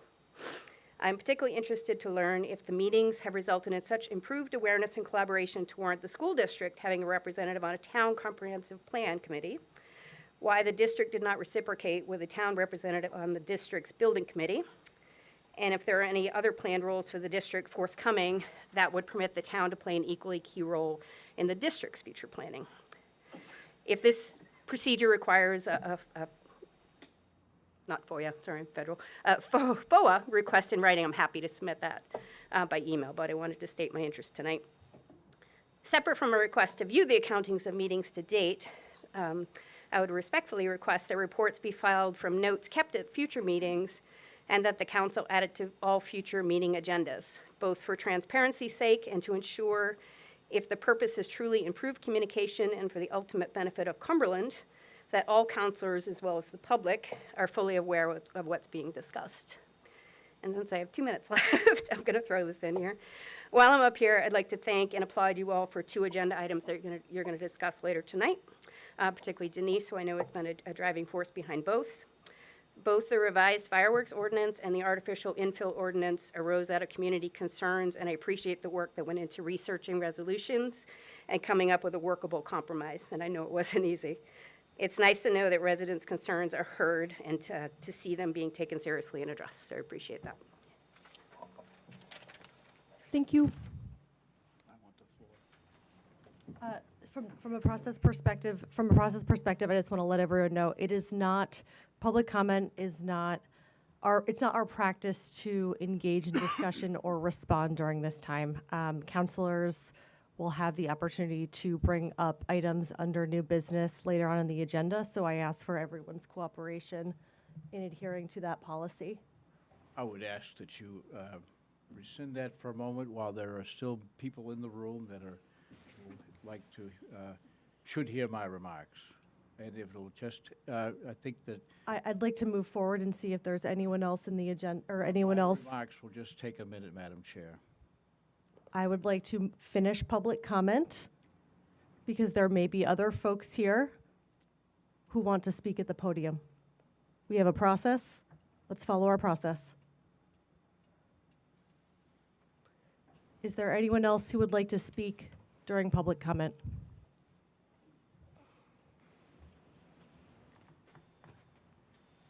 Yeah, I'm Bill Young, Hedgerow. You probably know me from all my writings, and I'm the tax advisory, but you may not know that I was been in EMS fire for 24 years. And started as a volunteer driver because I had a business, and worked my way up through as I'm a terrible public speaker, I'll tell you that, okay. And worked my way up through till I became a full-time firefighter, paramedic, and Old Orchard Beach retired and went to work for Maine Health as a transport medic for them and retired from that. So I've talked with, Bob knows, I've talked with him, I've talked to Denise, I've talked to the town manager about, I have an idea. And I've been working on this for quite a few months, and it involves 3 towns, Cumberland, North Yarmouth, and Yarmouth. And I got a good plan going. I'm not going to bring it all up here right now, tonight, but I just want to say that I'm not going to discount what Chief Small said, but I will tell you there's an old man saying, it ain't what you say, it's what you leave out. And there's quite a bit left out here. I applied to the Cumberland Fire Department 10 weeks ago. There's a paramedic sitting at home. So they couldn't get the other ambulance out the door. 4 weeks into it, I got an interview. Every email after that was my email asking what's the next step. 6 weeks into it, I was told I had to go and meet with HR. But the fair was going on, so we couldn't do it right then. So I couldn't figure that one out. And 2 weeks later, I sent some more emails, and I was told I had to take a physical agility test. And it was a full-blown firefighter physical agility test. God knows, I've taken 5 of them. I know exactly what they are. And I rescinded my offer because I thought it was ridiculous that I had to chase this. So some of this is just straight up BS. I'm sitting at home. You can't get the second ambulance out the door. I got 24 years of background. Interesting. But I will tell you this, some other points. I just wrote stuff down. I have no order to this at all. But you got to get away from the word consolidation. I mean, the word regionalization. Regionalization is what we have now. Mutual aid is regionalization. That's all it is. Consolidation is where you're going to save money. Consolidation of services, service of scale, what it's costing you to provide the service. I can fix this. I can.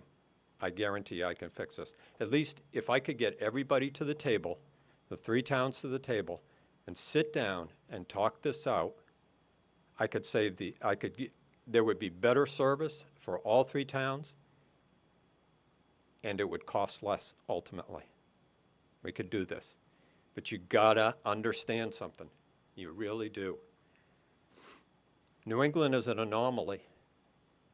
Clear down into Pennsylvania, where all these little towns have their own little fiefdom. And they all want to protect themselves. They don't want to give this up. Nobody wants to give this up. No chief wants to give up his little piece of the pie. But somebody's going to lose their jobs. And that's the problem. That's the problem. But who pays for it? The taxpayers pay for it. We want, but who pays for it? You can say, well, you know, Yarmouth and Falmouth, you know, they're putting money into their departments. Look at them. They got industry. Of course they do. They got population. What do we have? The same thing we go through with the schools. We don't have anything here except taxpayers' wallets. And we keep coming to the well, but we don't want to really sit down and solve the problem. I met with Councilor Vail the other day, and he showed me the regionalization plan. 3 years. 3 years. We're going to sit down with a whole bunch of people that want to save their own jobs and talk about regionalization. That's ridiculous. That is somebody with a company that wants to sit down and have these conversations. We could solve this problem locally very easily. Yes, North Yarmouth is planning. They're still talking about it. I met with the chair and the vice chair of the select board recently and laid this all out to them. $4 million they want to spend on a new station, building a kingdom. $2 million to finance it over the amount of time. Want to spend another $1 million because it's $100,000 a full-time firefighter. So they want to spend another $1 million. Is that 5 minutes? Yep. Can I have 2? If you'd like 2 more, you can bet. go ahead and take And then them. Yep, it'll only take that. thanks. And then, so then we're running into they had 20% of their budget is the fire department. 20%. I went around, checked everybody else's. Yarmouth is 2, Sabattis is 9. That was the next one down. There's a bunch more I checked out. I've been doing this for a while. So there's a way of doing this. There really is a way of doing this. I've already talked to the Yarmouth chief. There's a way of doing this, and he's on board. So I've done a lot of legwork that nobody else is doing, but I'll be glad to sit down with any one of you, anytime, or all of you, and explain everything that I have. But I can tell you, building kingdoms is going to come to an end, because the people of these towns, with the school going on board, reassessment, revals coming, and all the other things that are coming, this is getting too expensive, and we got to resolve it. We got to find a way. So sit down with me. I'll sit and have coffee with you. I did with Bob the other day and explained everything. He understood what I was saying. So the offer's there. You got to do it. We don't want to battle. We want to fix it. All right, thanks. Thank you. Is there anyone else that would like to comment as part of public comment? Okay. All right, then we are going to move on to legislation and policy. First up, and I will also note that as part of legislation and policy, we do have the opportunity for public comment on each of these agendas. Per Section 2, Article 2, Section 7 of the Town Charter, there will be an opportunity for comment on each item on the agenda, and comments are limited to Madam Chair. people, 5 minutes per person. Yes, Bob? I would request once again, before the occupants leave the room, to have a moment to speak. Our process is to respond to public comment during new business. I'm not We really have, responding to public comment.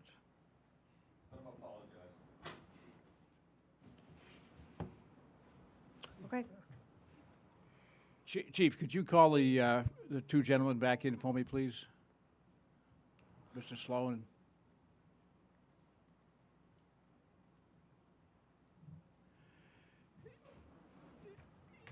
You can always find reason to disagree with people.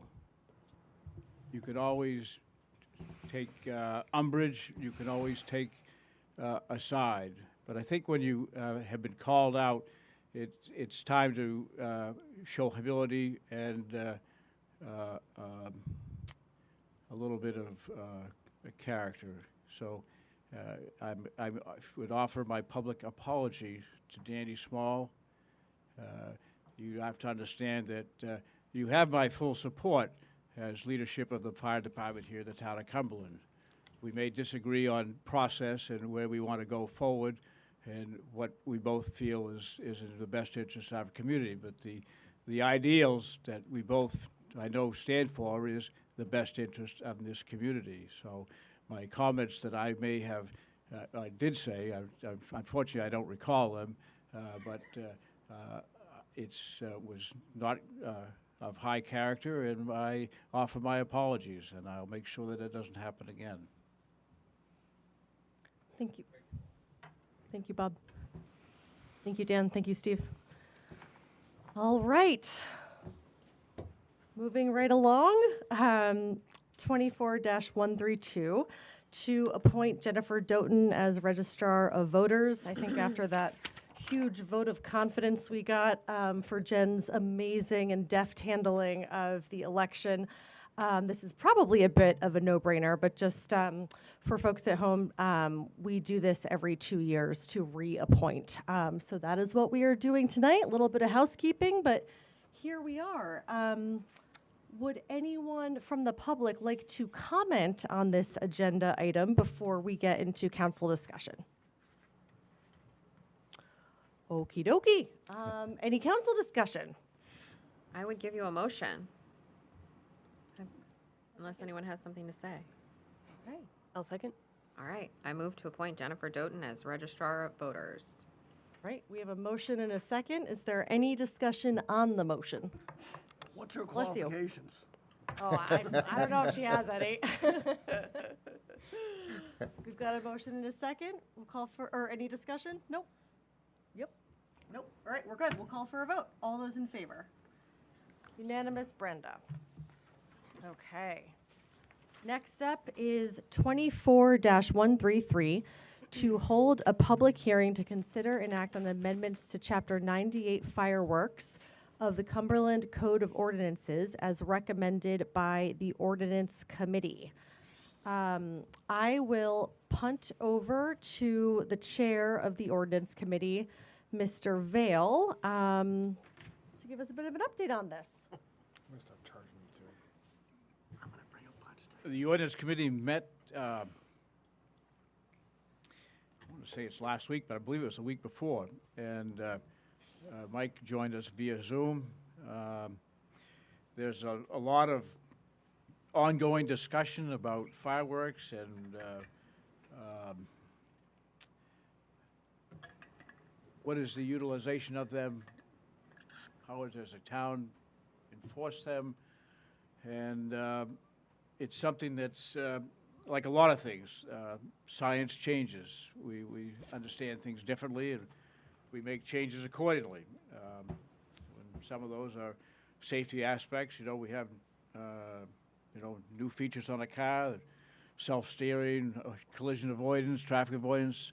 And I think there was some recognition on the ordinance committee's understanding of fireworks, and that we decided that we wanted to limit some of the days, some of the times, and at the same time, and there's certainly arguments to be made that we should just eliminate personal fireworks completely. And so this is our take on it today. We have changed the hours, we've changed the days, we've limited, and it is, and we had agreement on that, and so this is what we're presenting for us this evening. And while we can take these as a whole, I think I'll just, well, actually, we do have two items, so let's just take that one, and then I'll follow up on the next one. So if you'd like me to read the ordinance, the changes, July 3rd, beginning at 9 a.m., and finishing up the changes from 9 a.m. to 4 p.m. and ending at 12 p.m. Or 12:01 a.m. And July 4th is for the beginning at 10 a.m. and again to 12:30 a.m. on the 5th. And that's no more days in July. And then in January or December 31st, beginning at 10 a.m. ending at January 1st at 12:01 a.m.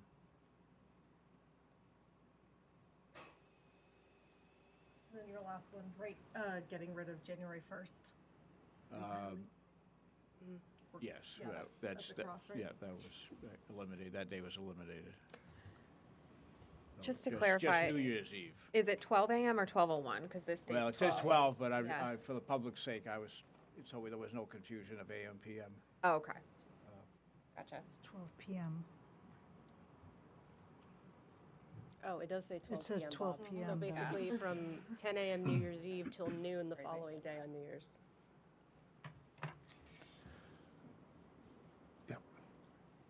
Yes, that is, right, Section 4 should be modified to a.m. right.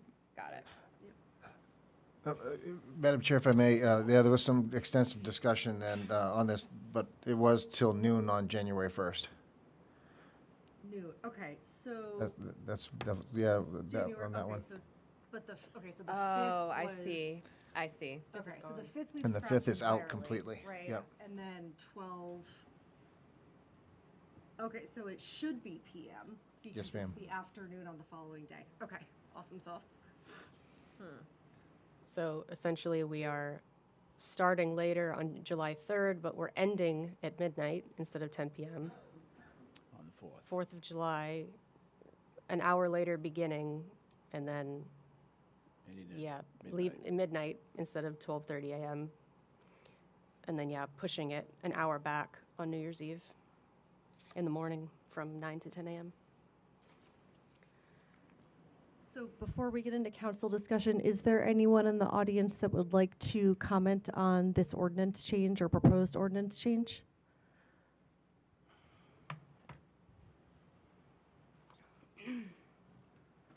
Why? Is this working? Why? Why are we changing the ordinance? I didn't hear that part of it.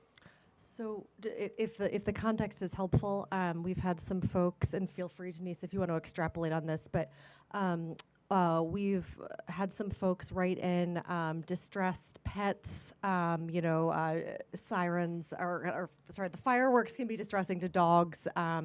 Also PTSD for individuals. The booming out of nowhere can be really, really upsetting for individuals. From a kind of mental health perspective, health of our beloved pets, it's been an issue that folks have brought to the table, and we're here to listen to it. Denise, I don't know if there was anything. I know you've had some conversations with residents. I don't know if you have anything else you want to extrapolate on to answer the question.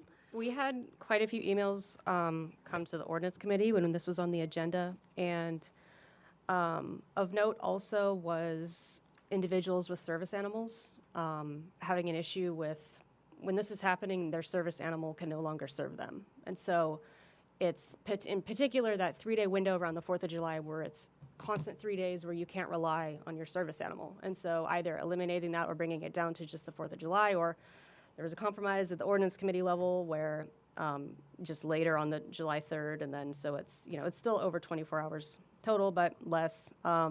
Also, some people having to take their spouse who is a trauma victim out of town and go to a hotel for 3 days. Livestock in West Cumberland having to be tranquilized. Just, it's affecting a lot of people, in particular on the west side. Okay, no, I respect all that, and that's absolutely 100% appropriate. Why we allow commercial fireworks any other part of the year then? If it's such a distressing issue that we have to change it from, 10 p.m. or 10 a.m. to 12 p.m., but at any point in time, we can have a commercial fireworks demonstration within the town? Isn't that distressing to these same people? They're not notified of that, so all of a sudden they have a boom. If somebody wants to have a commercial fireworks exhibit, how is that not distressing? I just don't see the little bit here for a little bit there. So, you know what, and I'll end it on that, I get whatever time I got left.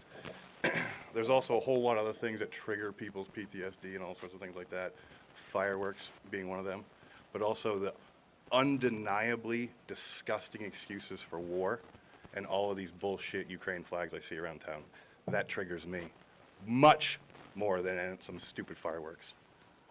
That would be really appreciated. Thank you.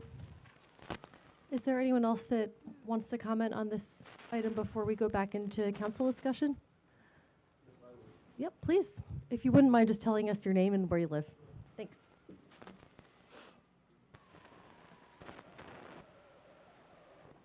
Good evening. My name is John Levitt. I live here in town. I want to thank you for taking up this issue. I was one of the people who brought it to some of the councilors' attention.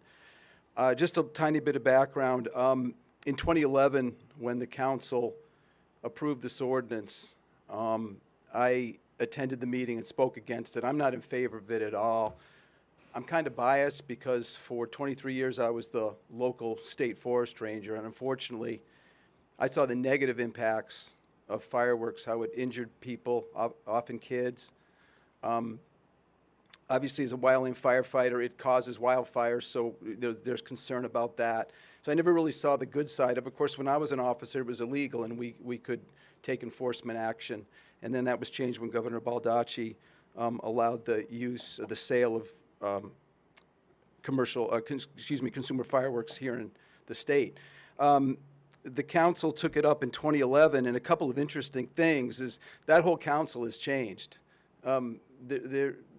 The makeup of the council, they've all retired. So it was a different era. A lot has happened in 13 years. COVID hit us and has affected a lot of people's mental health. And I think what's understated, as I've talked to people over the last year or so, is the impact, and I think we have no idea here in town, the negative impacts it's had on people's mental health. I don't know how we measure that, but I think COVID exacerbated that. And I've had people tell me, Denise mentioned service dogs. Mike Brandon, who was a sergeant here for many years, his service dog is adversely affected when the fireworks go off. And there's something about the unpredictability when you have a large span of time in a day. You never know what's going to go off. If you go to Portland or Freeport to see the commercial fireworks, you know they're going to start at 9-ish or 9:15 and last maybe 20 minutes. And you can choose to attend or not. But if you're in an area where people are using commercial, consumer fireworks, they could be doing it over a 10 or 12-hour period, and you don't know when they're going to occur, and that's what's very disruptive to people. One of the things, too, that the council, when they enacted this ordinance in 2011, it was a 4-3 vote. It was very divisive, or divided, I should say, not divisive. The other thing that really bothered me was after the public testimony, and again, I spoke against it, Chief Small spoke against it, Councilor Turner made an amendment or a motion, which is the current language of the 5 days, I believe. And yet there was no opportunity to then, for the public to then discuss the hours of those 5 days or those 5 days at all. And it really kind of bothered me that after the town the residents had a chance to provide input, we yet had no input as to the number of days and the hours. And what we are left with is the current ordinance, which I think is excessive. Typically, I think people associate fireworks with 4th of July, obviously. It's a tradition, and probably to a lesser degree, New Year's Eve. And I think those 2 days are more than sufficient. Again, I make no bones about the fact that I would like to see them banned in Cumberland. Our neighbors don't allow them. Falmouth doesn't, Portland, all the way to Brunswick, all up and down the coast, Freeport, North Yarmouth, Brunswick, they don't allow them. And I think the time has come, as I think Bob alluded to earlier, times change. And I just don't see the benefits in consumer fireworks. I think the negative impacts to our residents greatly outweigh any benefit. I understand people like them. There's opportunities for people to partake in fireworks if they want. They can go to, there's plenty of commercial fireworks that take place around here, Freeport and Portland and other places. So that's basically what I just wanted to bring to the council. I don't think we have any idea of the negative impacts that it's having on our children, veterans, service dogs, pets. I know it affects, we have a cat, and she scurries, and we don't see her for days. Livestock, horses, and I think the time has come for us to either limit it to the 2 days and very short hours. 4th of July, 6 to 10, something like that. And New Year's, say 6 to midnight or something like that. That would be more than sufficient. This is not a life or death kind of issue. This is a recreational activity that has having negative impacts on our residents. Thank you for your time. Thank you. Is there anyone else in the audience that would like to comment on this particular agenda item? All right, I will open it up for council discussion. I have a couple of questions, if you don't mind. Go for it. So, sorry. Was there any discussion that you guys could kind of bring to light surrounding the difference? Obviously, there's a difference between the sound and noise volume between this and gunfire. We have a big hunting community in this town, and there's an allowance for pretty much a wide span of time where you can hunt with no time restrictions really surrounding that. So I guess, was there any conversation surrounding the concerns with that versus this? Not that there's a huge amount of parallels, but definitely some parallels on the noise. Wasn't part of the No. discussion. No? Okay. Just focused on the fireworks. And then clarity on commercial permits, I'm assuming that comment was alluding to the Cumberland Fair permit? Like, what other permits are we issuing for commercial fireworks? It's coming fair. Just the Cumberland Fair? Okay. There may be something out to the country club, but that's not in Cumberland. That's in Falmouth, okay. And then I think, just for clarity purposes, because I live in that area in West Cumberland, I think the majority of the fireworks that are currently going on are over by Forest Lake. And I think the struggle, so the ordinance is great, or not great, that's not the best use of verbiage there, but is regulation, right? Like, how are we regulating this? And I think, like, when you look at a community like the Lakeside area over there on Forest Lake, so much of the community is surrounding, the 4th of July as fireworks, and you have all the abutting communities, right? There's Wyndham and Gray, who Gray has a firework ordinance, I just quickly looked up, that permits, the Saturday before, the Saturday after, if it falls on a weekend, and some other, like, nuances that surround it. But I think so much of that West Cumberland, until, like, the other communities are negating it, is not gonna, like, it's still gonna be, you're still gonna hear it, if you get what I'm saying. I'm not saying that doesn't mean we shouldn't be doing this, but I just want to pose that as kind of a point of conversation, that that's just part of that community, right? The same way it is around Sebago Lake. It's the 4th of July in New England. That's just kind of the community that it is. Sorry, was someone saying? No. I apologize. Yeah, just a couple comments. Any other comments? I will say that my original proposition was to only have the 4th of July and New Year's to New Year's Day, and not have a 3-day window around the 4th of July. Yeah. But this was created as a compromise Gotcha. in the committee. I Understood. don't think I've ever lived in a place that had a 3-day window of 4th of July. Like, it's 4th of July that you're celebrating. Yeah. From a consumer firework perspective, not the 3 days total, but might just be the places I've lived. I'll weigh in. I like compromise. I like that. I think compromise is always a good thing, right? I do find it a little bit odd, and I think this is because I was not a little boy with pocket rockets, or not pocket rockets.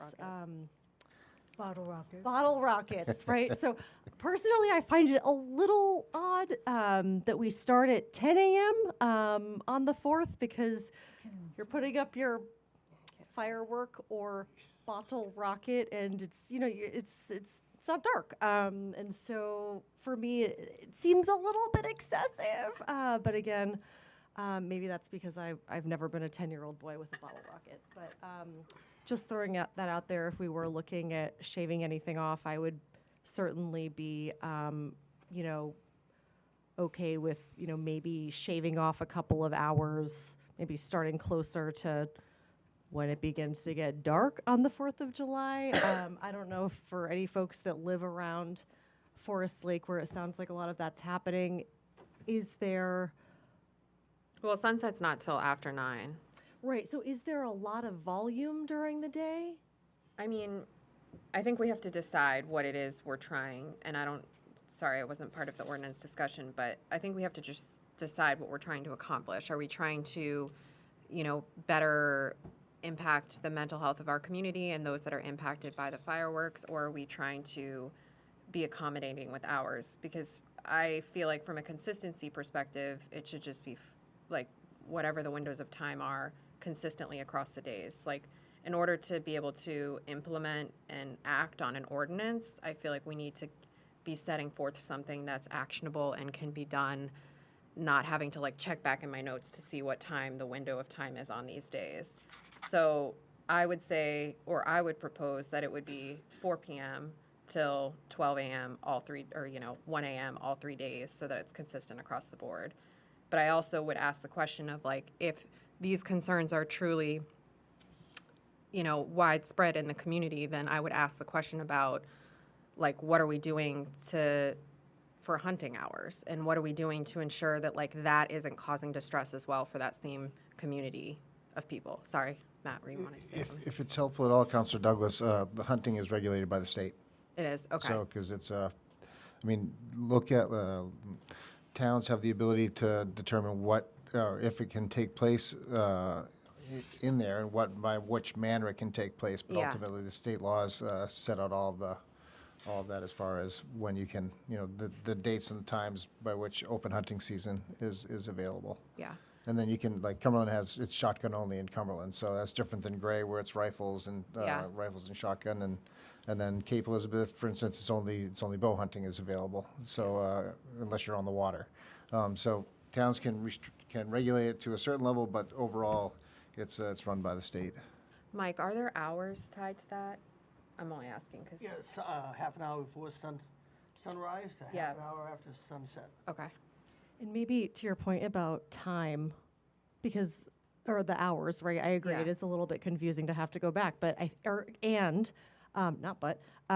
we have daylight savings though, right? So it gets dark now at 3:45, right? And so that could be different or that is different in December versus July. So if we did want to make it a little bit more, the way the hunting is, if we were looking at making any restrictions, maybe it does make more sense to look at an after dark or after sunset rather. So that then it's kind of a little bit more clear. But Yeah. I'd love to know what other folks think. Magoon? I'm going to call on all of you. I want to know. I like Denise's point about, you're celebrating the 4th, not the 3rd or the 5th. So I would be more inclined to, if I had my druthers and all realizing that this came out of the ordinance committee as was noted before, the compromise to, Yeah. Move it forward as opposed to, quote unquote, perfect. I would want to see more just on the 4th and on the 31st. That said, if this is what can get through, I think that makes more sense. I don't think we need to be doing anything on the 5th. That's just my personal view, but I'd rather see progress as opposed to nothing. Yeah. Cool. I agree that hours being consistent would be helpful. For enforcement. Yeah. Yeah. And just not being confused. Like, I will have to go view the ordinance myself. Like, I'm not gonna be able to memorize all these staggered times. Yeah. But yeah, I mean, like Andrew said, I'm still good on the 4th and New Year's. So it's just a matter of what everyone else agrees with, really. I'm fine either way, but still lean toward the 4th and 31st. That's my input. Call on Helene. Helene, I'm still thinking about it. I love it. Call on Mike. Mike, any thoughts? Call on Bob. Bob, any thoughts? If there is not consensus, we can table this and we can revisit it. If there is somewhat of a consensus, we could put this to a vote and put it to bed. I think maybe there is a argument to be made to line up the times. And if that is the feeling of everyone, then let's table it and we'll rewrite this and come back with a fresh copy. I would feel good about, I don't want, do we table it or do we send it back to ordinance? But I would feel good about coming up with copy that is more consistent on the times, right? So that we're not, I think it's probably easier to enforce as well if it's after 4 o'clock, right, on these days, or after a certain, and then it's just the blanket policy. Does it need to go back, or But can we would just that- discuss that here and have it amended? Yeah, amendment, yeah. Motion. Or we could do that if the appetite is there. I'm down. What time are you thinking? You said 4? I think I'd Or rather have earlier. it. I think I would rather just table it and we'll rewrite it in I think that's, clean up the hours. That also gives to the gentleman's comment earlier about, if we make changes now, then there's no ability for the public to weigh in Yeah. on those new proposed times. So if it goes back to ordinance, Yeah, that's a good point. that's 2 more bites at the apple for the public to chime in. All right.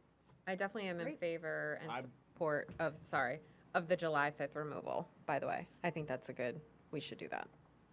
So, I move the table. okay. Mr. Manager. Madam Chair, the efficient way, and Councilor Vale, if it may be helpful if you are looking to make a motion, maybe to refer it back to the ordinance committee for continued review and revision, and then that'll green light it, and you can bring it back when you'd like to. If that, just a helpful, a friendly suggestion, Councilor. So the motion would be to table and send back to the ordinance committee. No Just No table. new tables, yeah. Then we don't have to take it back off the table. All right. And then you're No allowed to talk tables. about it all you want at ordinance. There you go. All right. I remand it back to the ordinance committee. Refer. Beautiful. All right, do we need to vote on that, or is, It may be cleanest to do that, get a second, and then refer it back to ordinance, and let's do it. nice I'll and give clean, you a Madam Chair. second. Sounds like we've got a second. Any discussion on the motion? All right, all those in favor? All those opposed? Okay, 6-1. Motion passes to refer back to ordinance. And Andrew Magoon, great point about, hopefully we'll have some community input on those hours. Maybe we could look into like a flash vote on that, or soliciting some community feedback on I love that. how many pocket rockets versus fireworks versus hours. Bottle rockets. Sorry, everyone. I'm sorry. I'm not particularly bright. Okay. All right. Moving on. Thank you all. Okay. 24-134, to consider and act on creating a new ordinance to prohibit the use of synthetic infill with the installation of artificial turf in the town of Cumberland. Now, I could bore you all with a tee-up, but Councilor Thorson has put in some real grit and kind of hours and research into this, so I am going to punt over to Councilor Thorson, if that works with the chair of the ordinance committee. Is that okay to punt over to our friend to your right? I would like to introduce it. All right, go for it. So, Councilor Thorson approached me on this and asked that we have this discussion, and I will certainly say that I was apprehensive about bringing it forward. I was kind of curious about the whole thing, but upon her presentation, I think that it was enlightening enough for me that there was no question at the end of the day that this ordinance was effective, it made sense, and it applies in certainly a number of different areas throughout the community, and in fact, chemicals that we use in everyday lives, how to prevent them, what we can do for recycling. It aligns with our climate action plan, and that is where I think I'd like to turn it over to Denise. All right, so I do have this thing, and it's available in the packet. Well, it was it? Yep. Okay. Online, yeah. So anybody could check it out, but just in case, so everyone doesn't have to pull out some document to read along with me, I'm going to go over the main points. I timed myself. This is about 10 minutes long, so sorry. I hope you can hang in there with me, but it's packed full of facts. It's okay, Bob. You'll live. You've only heard this 5 times. All right, so a little bit of background on this. I've dedicated many hours of my free time this year researching and educating myself on artificial turf fields. List my sources. They include leaders from the turf industry, like Tenkate, on the nature of their products and current recycling capabilities, environmental organizations and nonprofits like the Natural Resources Council of Maine, dozens of peer-reviewed academic research journals with no conflict of interest, the UN Environmental Program, and the Toxics Use Reduction Institute, or TURI, based at UMass Lowell campus. So the scope of this, I've assessed the life cycle impact of these fields and their infill from manufacture, transport, and installation to maintenance, removal, and disposal over their estimated 10 to 15-year recurring life cycle. Throughout, I've considered this topic in the context of Cumberland's legacy of environmental leadership, our climate action plan, the values summarized in the comp plan, and our town's role in addressing the global plastic pollution crisis. I've looked at this from the perspective first of a community member, then as a Lands and Conservation Commission subcommittee member, and then finally as an elected official when that happened. So I will say prohibiting artificial turf entirely does have merit, and it is happening in the U.S. more and more frequently. However, I acknowledge the benefits artificial turf can bring, especially to New England athletics. I think, though, that we should be proactive and consider an ordinance now regarding infill, especially as Maine's climate continues to warm and with the potential for more frequent drought. There is a real possibility that we may see an interest in artificial turf installations for residential and commercial use around town, and also in general applications that may or may not already exist in town, like a residential dog run, commercial dog kennel, daycare, play area, mini golf, backyard putting green. You get the idea. So in all my research and understanding of this issue, the bottom line is that artificial turf synthetic infill runs counter to the principles outlined in our comp plan and our climate action plan, which specifically talks at length about preserving and improving natural landscapes, soil health, carbon sequestration, avoiding synthetic materials, which supports a case against synthetic infill based on their significant impact on natural resources, greenhouse gas emissions, and long-term environmental and human health risks. In evaluating each component of an artificial turf system, I've learned there's a very simple way to balance environmental responsibility and ecological health with the needs of those who choose to install artificial turf, which is to adopt an ordinance prohibiting all synthetic artificial turf infills within Cumberland and only allowing organic infill and no infill systems. To clarify, organic infill just means not inorganic. So infills that include things like cork, coconut husks, rice husks, and other organic materials. Synthetic infills are the single most harmful component within an artificial turf system and the easiest to mitigate. According to current research, the majority, if not nearly all, of the microplastic pollution from an artificial turf field comes from its rubber infill. Synthetic infills include elastomeric infill, also known as crumb rubbers like EPDM, TPE, recycled tires, rubber from recycled shoes, and also resin-coated silica pellets count as that. All rubber infills are classified as literal microplastics because they are less than 5 millimeters in diameter. Microplastic infills also create the highest greenhouse gas emissions of all infill options by far and are the largest determining factor of a turf system's overall greenhouse gas load, highest for TPE rubber infill, followed by EPDM. Additionally, synthetic infill poses significant health risks to humans, wildlife, and the environment through chemical leachates, accidental ingestion and inhalation, and semi-volatile organic compound off-gassing, or SVOC. SVOC leachates are proven harmful to aquatic environments in particular and humans and are detected in all synthetic infills, but highest concentrations in recycled EPDM infill, followed secondly by EPDM. Banning all synthetic infills and only allowing organic or infill-free options locally would also align with a growing wave of policies globally, like the EU's ban on all synthetic infills taking effect in 2031, which is applicable to all member countries. This ordinance would still allow artificial turf installations, provided they only use organic infill or a no-infill system. Westport, Connecticut has had a similar ordinance in place since 2018 that we could use as a model for our own, and this is attached to this report in the last page you can see in the packet online.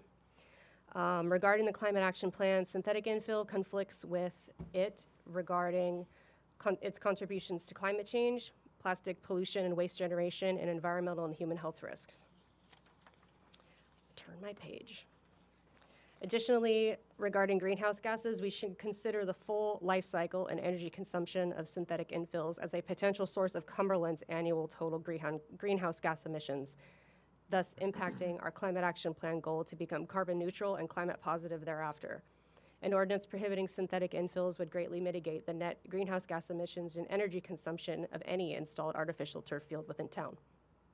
Regarding plastic pollution and waste generation, the UN Environmental Program expects cumulative global plastic pollution to reach 34 billion tons by 2050.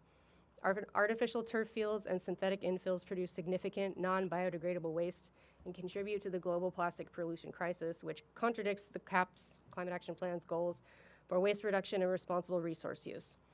Banning synthetic infills would prevent a steady stream of microplastic pollution within Cumberland, maintaining alignment with Climate Action Plan objectives. Regarding environmental and human health risks, petroleum-based artificial infills, like those we're talking about, contain toxic substances including flame retardants, UV stabilizers, and PFAS that may be undetectable or improperly quantified with currently available testing methods. As these chemicals degrade, they disperse into air, water, and soil, posing lasting ecological risks. The global scientific community has only just begun to quantify the damage posed by synthetic infills, with testing protocols that are still incomplete. The absence of data does not equate to the absence of harm. The Climate Action Plan emphasizes the goal of being climate positive and environmentally responsible, preserving natural landscapes that absorb carbon and support local ecology. Synthetic infills are petroleum-based, increase emissions, offer no ecological benefits, and undermine Cumberland's commitment to environmental leadership. Allowing microplastics to be dumped by the truckload within our town will tarnish the Sustainable Cumberland brand outlined in the Climate Action Plan, regardless of how many additional trees we plant. The Climate Action Plan calls us to lead by example, not to follow the status quo when long-term ecological health is at stake. The potential growth in environmental science is the exponential growth in environmental science is revealing more about the impacts of plastics, PFAS, and microplastics. With shifting policy trends, Cumberland should proactively prohibit synthetic infills that pose significant unresolved environmental and health concerns. Many local governments have already banned crumb rubber since Westport, Connecticut did so in 2018. And I will clarify, crumb rubber does not mean tires, it means all synthetic rubber infills. Cities like Boston, Millbury, California, and towns like Sharon, Massachusetts are also restricting or banning artificial turf altogether. At the national level, the U.S. Department of State has announced its support for a global plastic pollution agreement, noting the health of our communities and our planet is at stake. Globally, more governments are enacting regulations on petroleum-based turf infills. Rubber infills are considered to be the single largest source of intentionally added microplastics in all of Europe, contributing significantly to their microplastic pollution in the region, hence their ban to ban all synthetic infills starting in 2031. Recently, I revisited the Climate Action Plan presentation to the Town Council on March 2021, which is on YouTube. And it's reminded me of the values that have come to be the cornerstone of our identity in Cumberland. Here are some key takeaways that continue to resonate with me and support the Sustainable Cumberland brand that aims to set us apart as a leader in environmental stewardship. Couple quotes. Sustainable Cumberland means that we have the opportunity to show our uniqueness among communities around the area. We are leading by example. We are looking toward the future past 2030. If the town acknowledges that we want to hold ourselves to a higher standard, we think that would be a great way to set an example. Cumberland, an innovative leader in climate change mitigation. The Climate Action Plan reminds us that the town is committed to the goal of fostering sustainability. Another quote, "This is not a long-term abstract idea. It has become increasingly urgent to mitigate and adapt to climate disruption of the magnitude now predicted by the scientific community. Urgent action is called for at all levels." Adopting an ordinance to ban synthetic infill allows Cumberland to lead by example, ensuring our practices align with our community's environmental vision and the Climate Action Plan's goals of carbon neutrality, protecting ecosystems and human health, reducing waste, and promoting the brand of Sustainable Cumberland. Thanks for your time and your attention, and I have lots of info if there are questions I can answer, and I also have samples. These are borrowed from Jesse. Turf Committee's over with, but the Turf Committee chair of the school building project, he gave me these samples, and I had provided these to the ordinance committee. So this is an example of a standard piece of turf sample. You can see the blades are very long and they lay flat. That's the purpose of the infill, is to keep the blades upright, but also to increase bounce to reduce injury potential. And so it's literal microplastics. This is EPDM. It's the standard thing chosen. They have it in Falmouth, I'm pretty sure, Cape, and the other places, and then in residential applications as well. If you're using rubber infill, it's just going to look like this, and it's just microplastics that you can sprinkle and get all over your fingers and get stuck. if you want to mess around with it. But so yeah, basically you have to put it on the field at like a 3-inch level or however long it is, and it over time it gets stuck on people, gets stuck on things, washes away with rainwater. Here, Bob, you can play with it or not. And then additionally, the blades break off. But again, like I said, most, if not all, of the microplastics are coming from the infills. So this is the alternative. Bob. Okay. Visual. Okay. Visual. It's a good visual. So the alternative when you have organic infill or infill free, it's essentially can be the same turf that already exists. You're just, instead of putting microplastics down, you're putting down organic materials. Or they have this, they've been installing the infill-free versions in Europe since 2009. This is just the latest generation that's finally made its way to the US, like forever later. And it's just tightly packed, really dense fibers that negates the need for infill at all. So you've essentially reduced the entire microplastic load of the field. Hang on, I gotta give it to Helene. Oh, you Never mind. Can I ask a question or public comment? So that's my spiel. Public comment Okay. first, and then we'll open it up for council discussion. Helene, did you want to touch this? I touched it earlier. Pass it down. All right. All right. Is there anyone in the audience that would like to comment or come up and see any of our handy dandy Visual aids. samples? Who are you holding that to? I'm gonna put it up here. Okay. All right, then I will close public comment and come on up, Bruce. Who wants to go? Come on up. I couldn't hear all that, so I'm a little Oh, sorry. concerned about. Really? Was I not talking in the mic enough? Oh, God. Bruce Sherwin, Blanchard Road. I couldn't hear all of that. I wear my hearing aids, and I still can't get it all. Oh, no. I'm doing my best. Was there any council member on the turf committee that the school was working on? I don't think there was. They've just finished their study. Do you know that? Mhm. Okay. Do you know what they're recommending? Mhm. Okay, I didn't know if you knew that stuff. Yeah, they're going to vote on it in their next meeting. Do you know that? Mhm. Yeah, okay. I just didn't know. As far as I don't know if you're talking about the whole turf thing or just parts of it, Denise. Are you just talking about the fill or the plastic Just or the the fill. whole thing? I'm really sorry that Say it. Say I it wasn't again. talking into the mic enough. I'm sorry. The infill is responsible for pretty much all Yeah. of the microplastic pollution. So just talking about regulating infill. Yeah, Turf itself, good. you're not It- talking about all the plastic involved. Just in this part. Yeah. This part. Yeah, because, my opinion is, first of all, the town, the voters and constituents of the school board, I've been after them about this, did not give the voters and constituents a fair vote on this artificial turf. I would advise you, if you want to watch it, the March 18th and April 1st of 24's school board meetings. One of the counselors, Mr. Valenti, brought up the fact of splitting the turf from the school. The rest of the board didn't even discuss it. All they talked about was how much they loved the turf.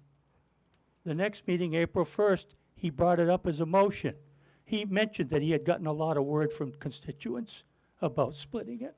He brought it up as a motion at April 1st to split the vote again. It was option C. Mr. Porter had options A, B, C, D, and E. A was the double, both on one bond. C was splitting the bond. My opinion, Mr. Porter manipulated the vote a little bit. But he brought it up again as a motion, couldn't even get a second, couldn't even talk about it. The board did not talk at all about splitting that vote for their constituents. And I've been on their ass about it, because that's not the way to do it. You got to be able to trust people, your boards. That's not operating above board. In addition to that, turf is a known global warming contributor. I think Cumberland, if we have this, it's sending the wrong message to the world. I think artificial turf is becoming a thing of the past. It's not the thing to do for our planet. We just had two towns, South Portland and Gray. I think Mr. Sturgis will know this. They voted it down 3-1, 75% to 25%. And South Portland voted it down 56% to 44%. So those are my thoughts on turf, regardless of whether you're talking about infill or whatever. And I hate to point out to the board, but you only get 3 minutes over there, and it's hard. It's hard to make any point with that board. You get no responses from them, you get nothing. So I guess I've said it all that I can think of for now, and maybe it won't make a difference. It doesn't seem, nothing I've said has seemed to make a difference so far anywhere about this. Thank you. Thank you, Bruce. May I Let's just see. kind of answer some things? Let's see if there's anyone else that wants Sorry. to speak, and Sorry, then got it, if no one else from the public wants to speak, we'll close public discussion, then we'll move into council discussion. I'm just really excited. I'm glad. Is there anyone else in the audience that would like to come up and speak at the mic on this particular issue? Yep, come on up.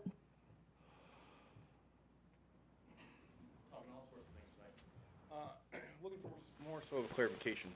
You started out with the comprehensive plan or the environmental plan for the town. Could you repeat Climate that? action plan. The climate action plan. Could you repeat that? Like, there was something about what we were trying to promote, positive and environmental actions and things like that. Could you, You just read that mean again? like Yeah. the bullet points? Yeah. What of was it? So, what so I don't have it wrong. So the climate action plan addresses mitigating or like basically eliminating our town's contributions to climate change as far as greenhouse gases go, plastic pollution and waste generation, and environmental and human health risks. Okay. Plastic pollution generation. So we're gonna rip up grass and put down chemicals? Because that's what that artificial turf is chemicals. It's chemical products that are made to look like grass. So our comprehensive environmental plan says, we want to promote the environment, but we're going to tear it up to put down a not needed soccer field, football field? That's what we're doing? That's what we're doing? Okay. Can we change that plan to exclude, maybe put in there, we're going to do everything we possibly can except for turf fields. We're going to allow turf fields, but we're going to do everything else we can to make the environment better. Like, it just is really, doesn't make any sense. It's dumb. Thank you. Would anyone else like to speak on this agenda item? All right, I will then close public comment, and let's move into council discussion. Did anyone want to kick it off? Denise, did you want to Just wanted respond? clarify. Yeah. Yep. Can you hear me, Bruce? Can you hear me? Bruce? Okay, I'm just making sure. Yeah.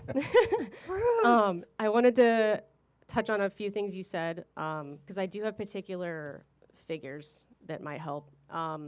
So you are talking about the school, and yes, the school project, like, basically shined a light on this whole thing, but this is not regarding just the school. This is everything in town. So whether it's residential, commercial, whether it already exists, whether it will come in the future, any turf installation would be held to this ordinance.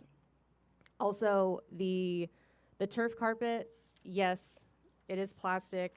It creates little to no microplastic pollution, and the companies that are creating turf now, a lot of them are focused on the circular economy. It's not perfect. They're getting better at recycling the carpet itself. The infill, not so much, but the carpet, there are a lot of companies that have in-house recycling where they'll take it, turn it into other things, or reuse it to make new turf. So the carpet, yes, it is plastic, but it's not the main, enemy to the environment as the infills are, especially when you're talking about chemical leaching and health issues as well. And then as far as the greenhouse gas talking about grass, contributions, the turf carpet does, of course, create some. However, and you probably can't see these graphs, but the infills themselves, the synthetic infill, are to a factor of 3 to 6 times more greenhouse gas emissions and energy consumption in order to make and maintain them. So this is really about tackling the main culprit and the main issue in these systems. And yeah, in the beginning, I would just prefer personally to not have it at all, but that's not the way things work. We compromise, and there are reasons why it is needed in town in certain applications, and what I'm interested in is finding something that works for basically everyone that we can all agree on. And that's what we landed on, is focusing on the infills as the primary problem and eliminating them, because then you've eliminated 90% of the problem. So that's where I'm at with that. And then also with the carpet, technology is getting better. Like there's already some plant-based options where it's like 50% plastic, 50% plant matter, and that's only going to improve. So as the years go on, if people are installing this, which they may not, but that's what this is for, it's preventative, then there may be an actual fully plant-based option that does little harm, if any. So that's also something that I'm thinking about for the future as well. But yeah. I think just one other important note, thank you, Denise, to clarify, and your question, Bruce, we were aware of that kind of being where the turf committee landed. Councillor Douglas sat on the building committee as part of the school project, and Councillor Thorson was in great contact with the head of the turf committee. They both serve on the orchard subcommittee for the lands and conservation, and so I think to Denise's point, there was a lot of open dialogue and kind of understanding where folks were, because I think that, and I don't speak for everyone on the council, but it was never an intention of, the voters voted and they passed a particular, decision, and overturning that was not something that was in our aim. It was really to look at the environmental factors and come up with something that everyone felt good about. I think that's what the ordinance committee did, but I'm getting ahead of my skis. So let's open it back up to kind of council dialogue. And if anyone wants to comment, Mike. Just a couple quick points. Kevin, to your point, I think if we were voting on to allow turf fields or not, overall, we'd have a different vote, but just what Tig said, this thing was passed by the voters, and we can't, the will of the voters in North Yarmouth was no, and Cumberland 50.1, or whatever it passed, and we have to live with it. But I walked into this thing very skeptical at first, going, what kind of product are we going to approve? What kind of, what's it going to change for the quality of the field? And after sitting and listening to Denise's presentation, she sold it to me, because it's a good organic product, and it doesn't cut down the performance of the field. It's, for the most part, it's the same price, if not a little bit cheaper. And I think it's all around, it's a good product that we're going to approve. So, yep. Can I comment on the product? We've closed public discussion for now, Bruce, on this particular item, so we're going to. Ask you something. Okay. You can ask me after. If Councillor Thorson wants to comment on how new the product is. Sure. So infill free, if that's what you're talking about, the pivot turf right there is that one.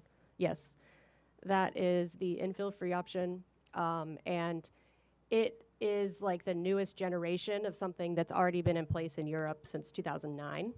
So this is like, I don't know which generation this is, but it's the newest version, and it's only made it to the US a year ago. It's in some schools in Texas, Alabama, I think Arkansas, perhaps Illinois, I can't remember, but it would be the first of its kind in the Northeast. And So you know, yeah, that's all. yeah, But, yeah, but it's not new to the world, it's new to us. But this has been happening.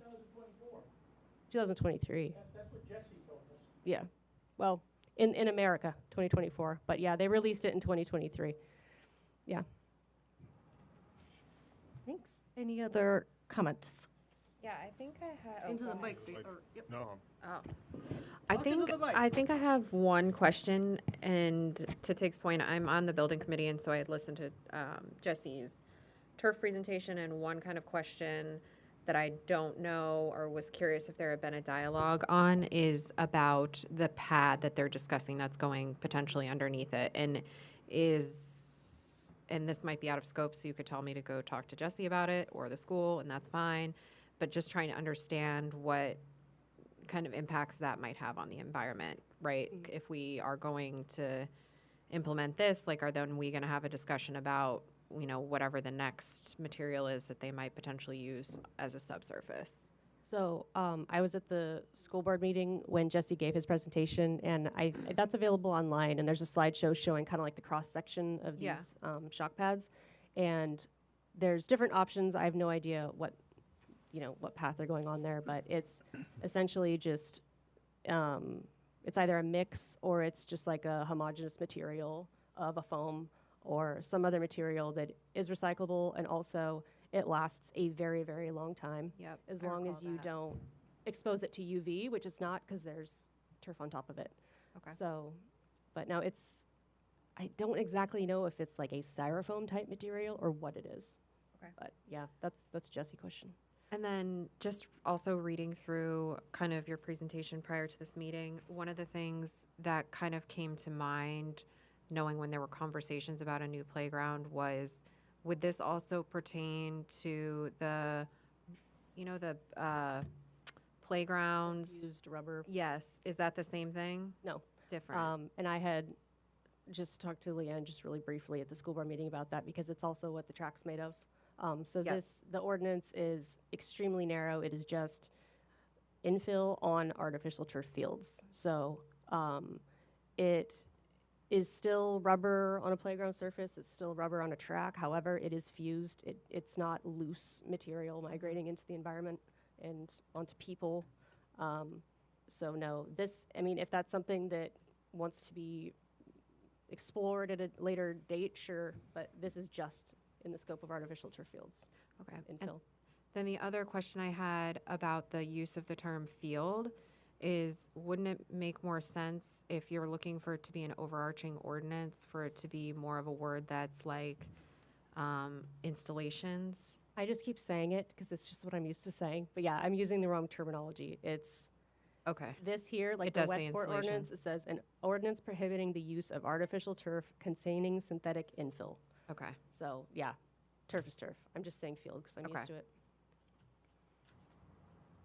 Those are my questions. Any other discussion?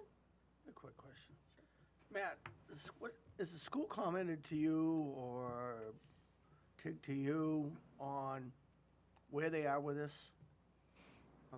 I'm just surprised they're not here. Thank you, Councilor Eads. I think what their next step is that they're planning on going to the planning board. They took their vote the other night to move forward with the non-infill style turf, and so I think they're moving on. And They didn't. I Oh, believe okay, that the sorry, that's- recommendation- sorry, it was the turf recommendation that came And forward. then the building, there'll be an actual vote from the entire school board. So the turf committee made the recommendation to the building committee, and then That's the it. building committee, they talked about that at the school board meeting. And then there's a forthcoming vote on the option. My understanding December. is December 5th. Thank you. Yeah. But yeah, I think they're planning on moving forward with it as the chairman said, chairwoman said. This is not as much of an issue at this point going forward. But we do have, and council's received in your inbox this evening, the draft ordinance for council consideration at your December 9th council meeting, and that at that point you can take a look at that and decide if you want to refer it to public hearing in January, and then and then act on it that evening if you'd like. But it's very straightforward as far as it is. It's specific to artificial turf, and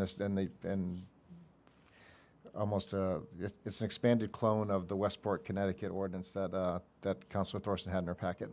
Right. Thank you. You're welcome, sir. Thank you.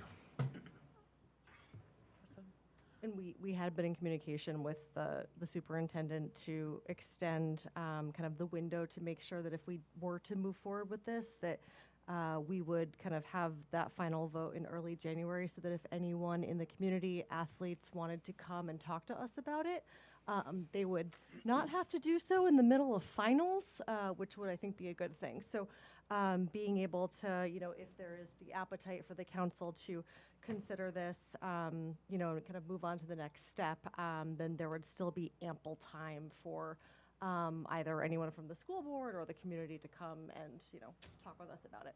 Thanks, Sid. Yeah, of course.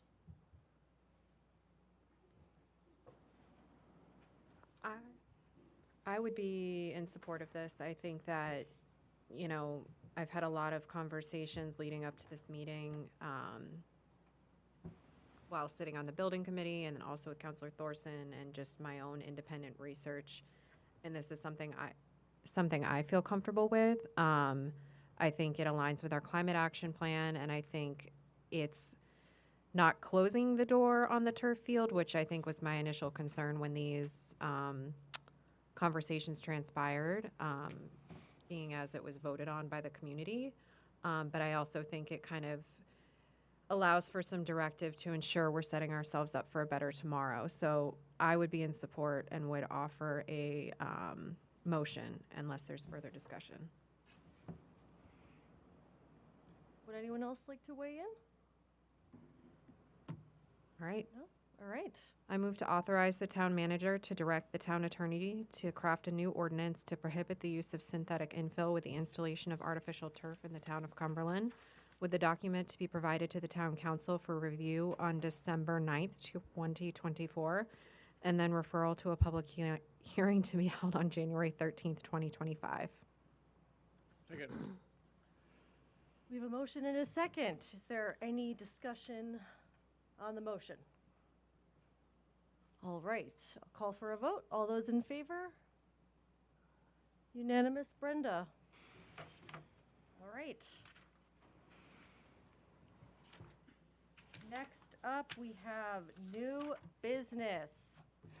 Councilor Eads, what's shaking? Just a couple of things, Madam Chair. So I've mentioned along a few times in the last year, I'd like to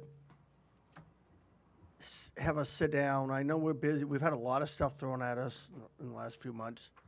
But talking to one of the other councilors, I'd like to sit and talk again about accessory dwelling units. I think it's time. It's, I heard the voters loud and clear last June when we had the housing proposal over here. I know what they don't want, but I think changing the ADU ordinance to make it more appealing and available to people in town to improve the housing stock. I've got an in-law apartment on my house. I can tell you that Jen and I have had a lot of people that needed a place to live. We built it for my mother. She passed away. And we've had several people stay there. It's been great. It doesn't interfere with the quality of the neighborhoods. It doesn't, because it's in your yard. You want, whatever you do, you want the best so it doesn't interfere with your family. And I think it's time for us to take a real serious look at it. And so I would ask that sometime in the near future that we sit down, maybe a couple of us, or as a group, sit down before a council meeting and put the current ordinance out in front of us and see what we can do different, but I think it's time. And the only other thing is, Mr. Manager, I screwed up. Every year I donate my third quarter council stipend to the food pantry, 4-H. I screwed up and didn't do it this year. It's a lot going on. So I know that you budget every year for the annual employee holiday gathering that we have at Valhalla, and I'm just going to donate that this quarter, council, to the employees, let them maybe make it a little bit better for themselves, because they do a hell of a good job here in Cumberland. So I'll send you a memo on that, authorizing just to divert my stipend to that. Thank you, sir. And I won't forget the 4-H next year. So, thank you. Thank you so much. That's all I have, Madam Chair. Thanks, Mike. Mr. Magoon. Just three sort of things. Two from the rec committee, just continuing to see record-breaking enrollment throughout the summer, and the rec committee programs. They're going gangbusters, and sort of speaks to the quality of the staff, to Mike's comment, and the interest that's out there. And then just to reiterate what the manager noted, that the winter rec brochure is out, and that registrations start 8 a.m. on next Tuesday, so not tomorrow, but December 3rd. And if you can, get on there quickly, because some of the stuff goes really fast. And then just more of a more general comment to the community. Councilor Vail noted that we're not experts up here, and one of the gentlemen that spoke earlier about the fire department had some great questions. If you have questions that we should be asking on a topic that you notice that's going to be on the agenda, send them to us. We don't know the right questions to ask on everything. And it'll help us understand where we should be digging in on, what we should be digging in on, by people that have expertise in that specific topic that we might not necessarily have. So I just ask, if possible, try to send the questions. There's the council email that gets to all of us, and then there's also, we each have an individual email that's on the town's website. That's it. Spot on. Thanks. I think just one of my notes, since this is our first meeting following the vote, thanks to everyone that came out to vote. And then to echo Mike's sentiment, I would agree that some sort of, not affordable housing, but conversation surrounding housing plan for the future should be on the docket after the new year. So that's all. Councilor Vail? A couple of things. I've done a lot of thinking over the last few days, the last couple of weeks actually, and I mentioned it tonight about peer review, and I think that's something that we should really get our hands around, because it's not something that we should just say, oh, they want a new fire truck, let's have peer review. I think there's a couple of other areas that, Public Works, the police department, we are, I think at some level, people expect us to sit up here and be able to expound on things and have some semblance of intelligence, but it doesn't always work that way. We need some outside help, and so I think peer review is important, and I think particularly when we talk about capital projects, capital improvement expenses, I think that some input from somebody else who can help us make those decisions is very important. Okay, I'll leave that alone. I'm on the County Finance Committee meeting, and as part of that meeting, we did talk about consolidation and efforts, and short comment is the county budget's going up almost 8% this year, which we're trying to, the committee is charged with trying to get that down, and we're looking at the jail, the sheriff, the Cross Insurance Center, all the things that go with county government. And one of the good things is they have bought into a solar system, a 2-megawatt solar system. It's down in York County, but that's an important step in the right direction for them to be focusing their directions on how can we do things that don't increase costs but benefit us long term. And so one of the discussions that we had there the other night was challenging the county manager and the assistant county manager, and they said, find us another area in the United States of similar population, similar rural, urban areas. Show us fire departments, show us emergency preparedness, show us police departments, show us how we can better spend county money, how we can bring that down. And so that was a charge to them, was to find an example of how that, you know, other areas of the country are working. And so, you know, the comments tonight that we heard from the members of the public aren't falling on deaf ears. It's, there is a desire to change how we do things. You know, it's absolutely important. So, last thing that I have tonight is affordable housing. The town manager and I and Andrew met with Christina Egan and 3 members of her team from the Greater Portland Council of Governments to discuss moving forward with an affordable housing project. The last meeting, I gave everybody a sketch plan, and I asked for some input, some feedback, and getting none, that's a license for me to charge ahead. So out of that meeting was a concern that how do we move this forward in the public vein? So, Mike, you talk about ADUs and, you know, working in construction. I know that ADUs are very difficult to become affordable. It's you know, we can build an ADU, but it won't necessarily be affordable. You know, in the sense that you can rent it out. So, you know, I think that conversation is worth having, and I think we could get our hands around that. So, what I would suggest to the council for moving forward with an affordable housing project, workforce housing in this instance, is that we reconstitute the Affordable Housing Committee that we had and get them together and sit down and have a high-level conversation and see whether we can maybe out of that 20 members or however many members that were on that committee, we might be able to get 5 or 6 people that can collaborate and move this process forward, and then have something prepared to bring to the public. So with your blessing, I would like to reach out to that committee and move forward. I think that we had some real good energy with the Greater Portland Council of Governments folks.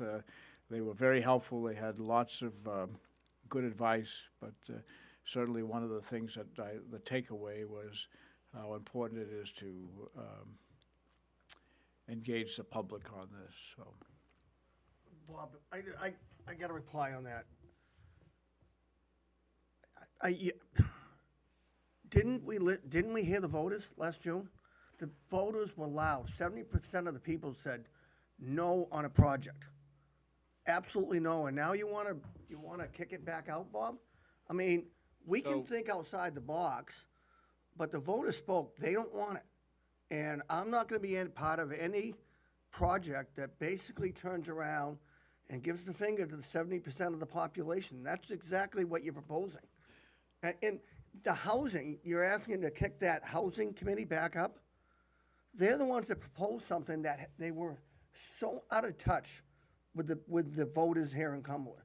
And now you're asking them to do it again because you did such a good job the first time, which people rejected you 3-2. I mean, 3-1. So I mean, that's what I you think we're talking at cross. No, I don't think we're talking about the same thing. That committee was formed to ascertain whether housing was needed in the community. So they didn't do anything wrong, and those things haven't changed. The affordable housing is still needed in this community, and if there's a way for us to, you know, and I heard him loud and clear. We don't want housing we want housing for our people. I heard that loud and clear. Well, among other things, including, we don't want 100 and some odd unit here, and you've Right. talked about a 60 unit over there. To me, you're talking apples and apples, not apples and oranges. And the voters were very clear, Bob, to us. They don't want it. So think outside the box, Bob, and you have me at hello. Talk about ADUs, talk about, a small, making lot sizes smaller. You got Casey Hughes over there on Greeley Road, who's got the road frontage, but he doesn't meet the 2-acre minimum, or he doesn't have sewer, but he can easily let's talk about making it so he can split his lot and make that. But I just think we're absolutely insulting the public, the voters in this town, by bringing this back up again, Bob.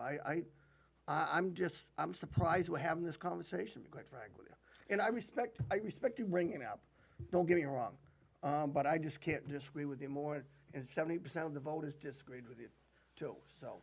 I think I'd just like to suggest maybe a good kind of first step for us is just to have a workshop together as a council on affordable housing. So that could be ADUs, that could be if there's updated data from GPCOG, that could be the dialogues Bob is having. I personally want to look into a mobile home park. Would something like that be viable?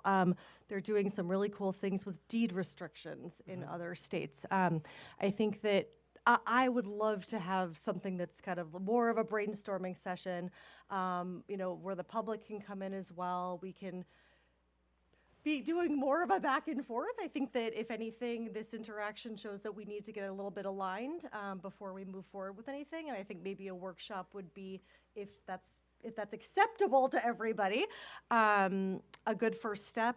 Because also one of the other things that we've of course been discussing is the extension of TIF 1, and that would be 75% of those revenues going for either affordable housing or transport. So it might be good just to kind of have that dialogue to start setting the table. I think that would be a great start, Tig. And we went ahead last time with a divided council, and it stayed divided. And I think if we do something, we go as a united council.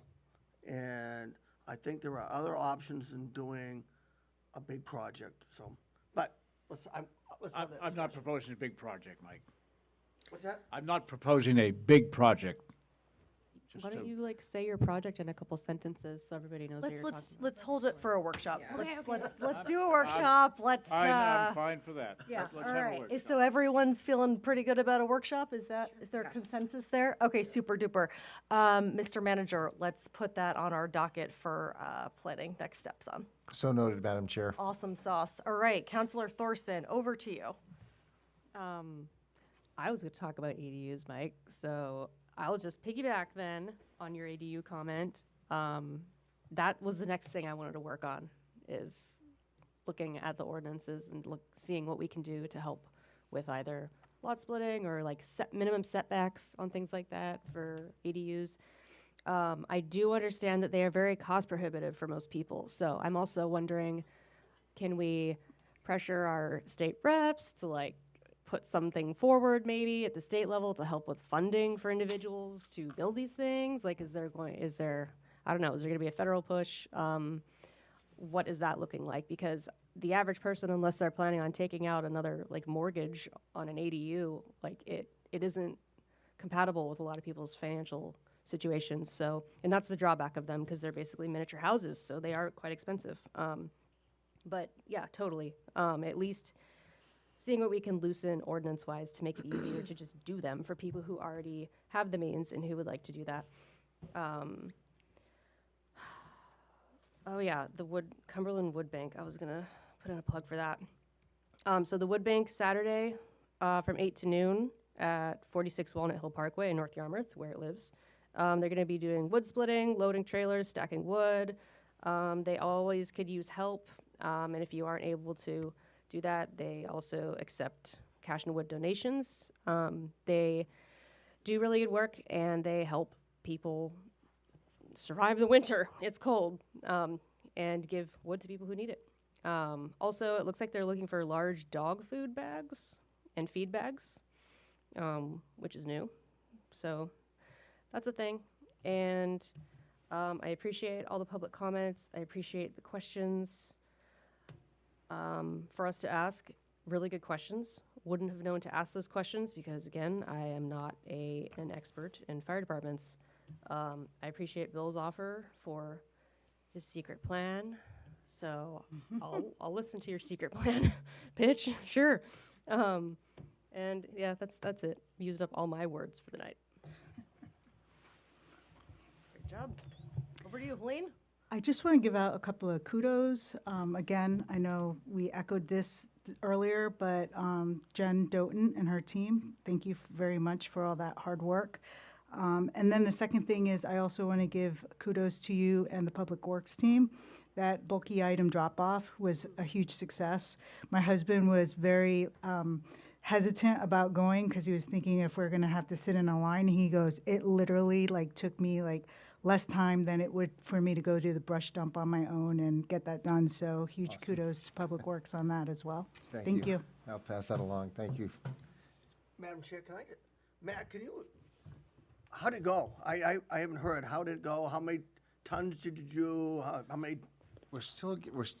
Thank you, Councilor Reeves, for the question. We're still waiting on the report on the tonnage that we received, but it went very smoothly. We were nervous that there was a lot of pent-up demand, but the staff moved folks through. We had a good queuing up approach to it. Got folks through, as Councilor DiBartolomeo noted. They just got them. They had multiple roll-offs and plenty of staffing from both Casella and our Public Works team. And yeah, Chris texted me about 1:15, said, "Yep, we're wrapped up here for the day." Like people were pretty much got there early, got through, and yeah, the team did a heck of a job. So once we get those numbers, I'll report that back out as to the amount of tonnage that we did and what the overall cost was for that approach. But you will see in the near future that's going to be the first flash vote survey that's going out, and it's going to be inquiring as to people's reflections on the different like the tech drop-off that took place and other events that we held over the course of the late summer and early fall to see what their reactions were in support of those programs as well. So stay tuned for future updates. Right. Were the dumpsters the high one, Matt, or were they walk-ins, or were they the low dumpsters? No, they're the tall boxes. Yeah. Yep, and Casella was there, and they would haul. One would get full, they would haul that off and come back with a replacement, and kept a good rotation going. Right. Yeah, it worked out great. Thank you. Thank you, Madam Chair. Yeah, of course. Just a couple of things from me. On Friday, Mr. Manager and I schlepped up to Augusta, where we met with several people from the DOT, including the commissioner, the deputy commissioner, and two engineers and project managers. Yeah. To kind of understand what some of the opportunities are for projects here in Cumberland, as well as to just talk a little bit about some of the concerns that we heard with the Casco Bay or the Rails to Trails project, and just get kind of clarity on what their process is. So one of the things, just from a heads up perspective, there's no bill currently in the legislature for the Rails to Trails project. There's an expectation that it may be introduced in the next session. And at that point, because once it's a little bit more real, the DOT has a process in place for meeting with abutters, sitting down. So we walked away feeling pretty good about their willingness to come to Cumberland and have those dialogues in our town. So not just wider abutter dialogues, but on an individual town or municipal basis. So that was incredible news and really, really, really encouraging. The other two things we talked about are the Route 100 roundabout. I should still be kind of expecting, hopefully January, it sounds like, for that to make its way through final appropriations. It sounds like folks might be a little bit excited because I think Senator Collins is expected to be in charge of all of the appropriations, which could be a good thing for the state of Maine. And then finally, we did talk a little bit about, the potential of a rail stop in Cumberland at Stiles Way. It was a little bit more of a, not a bitter pill to swallow, but expectation management around timeline, which is that if it helps, I think there's a Falmouth project that got funded in 2018, and they expect it's going to be done in 2030. So just knowing that there may be a little bit of a delay, but I think kind of the best part about any of this was like a real willingness to literally sit down at a table, have open dialogue, talk about what our needs are, talk about what we'd like to see, and kind of, go from there. These folks aren't like the type that are going to slam the door in your face and say, go away, you're not getting anything out of us. So I think like creative brainstorming, I think a lot of that also goes back to dialogues that we'll be having shortly around the extension of TIF 1, because if we do decide to extend that, then we could be putting money into transportation projects. So yeah, that was kind of our big adventure. And then the other thing that I saw today from Maine Public, the site of the Lewiston shooting, former Spare Time, I don't recall what the new name. Shemenges. Yeah, and they've taken that property and changed it into a warming center, and eventually, and it's the photos are incredible, and eventually it's going to be, the hope is that it'll be converted into a full homeless shelter, and not only kind of warming stations, but there's clothing, and it's kind of taking a site that was such a scene for devastation, and turning it into something that's a real asset for the Lewiston community. And again, we've had one of those nights where we've had some tough conversations and some uncomfortable conversations. But my kind of takeaway from all of this, and kind of going back to that Lewiston, the repurposing for a really incredible output, is that we're all really creative. We have really smart people in our community. So, continuing to think about creative solutions and having open dialogues is always a good thing. So I just encourage us to all to keep and try to do that.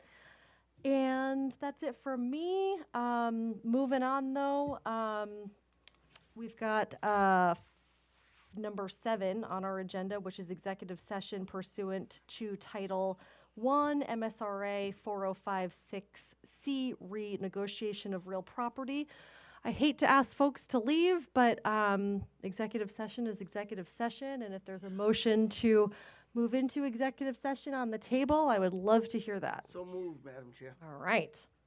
Is there a second? Second.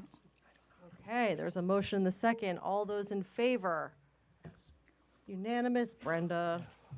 All right, we will clear the room and stop filming if that is a-okay.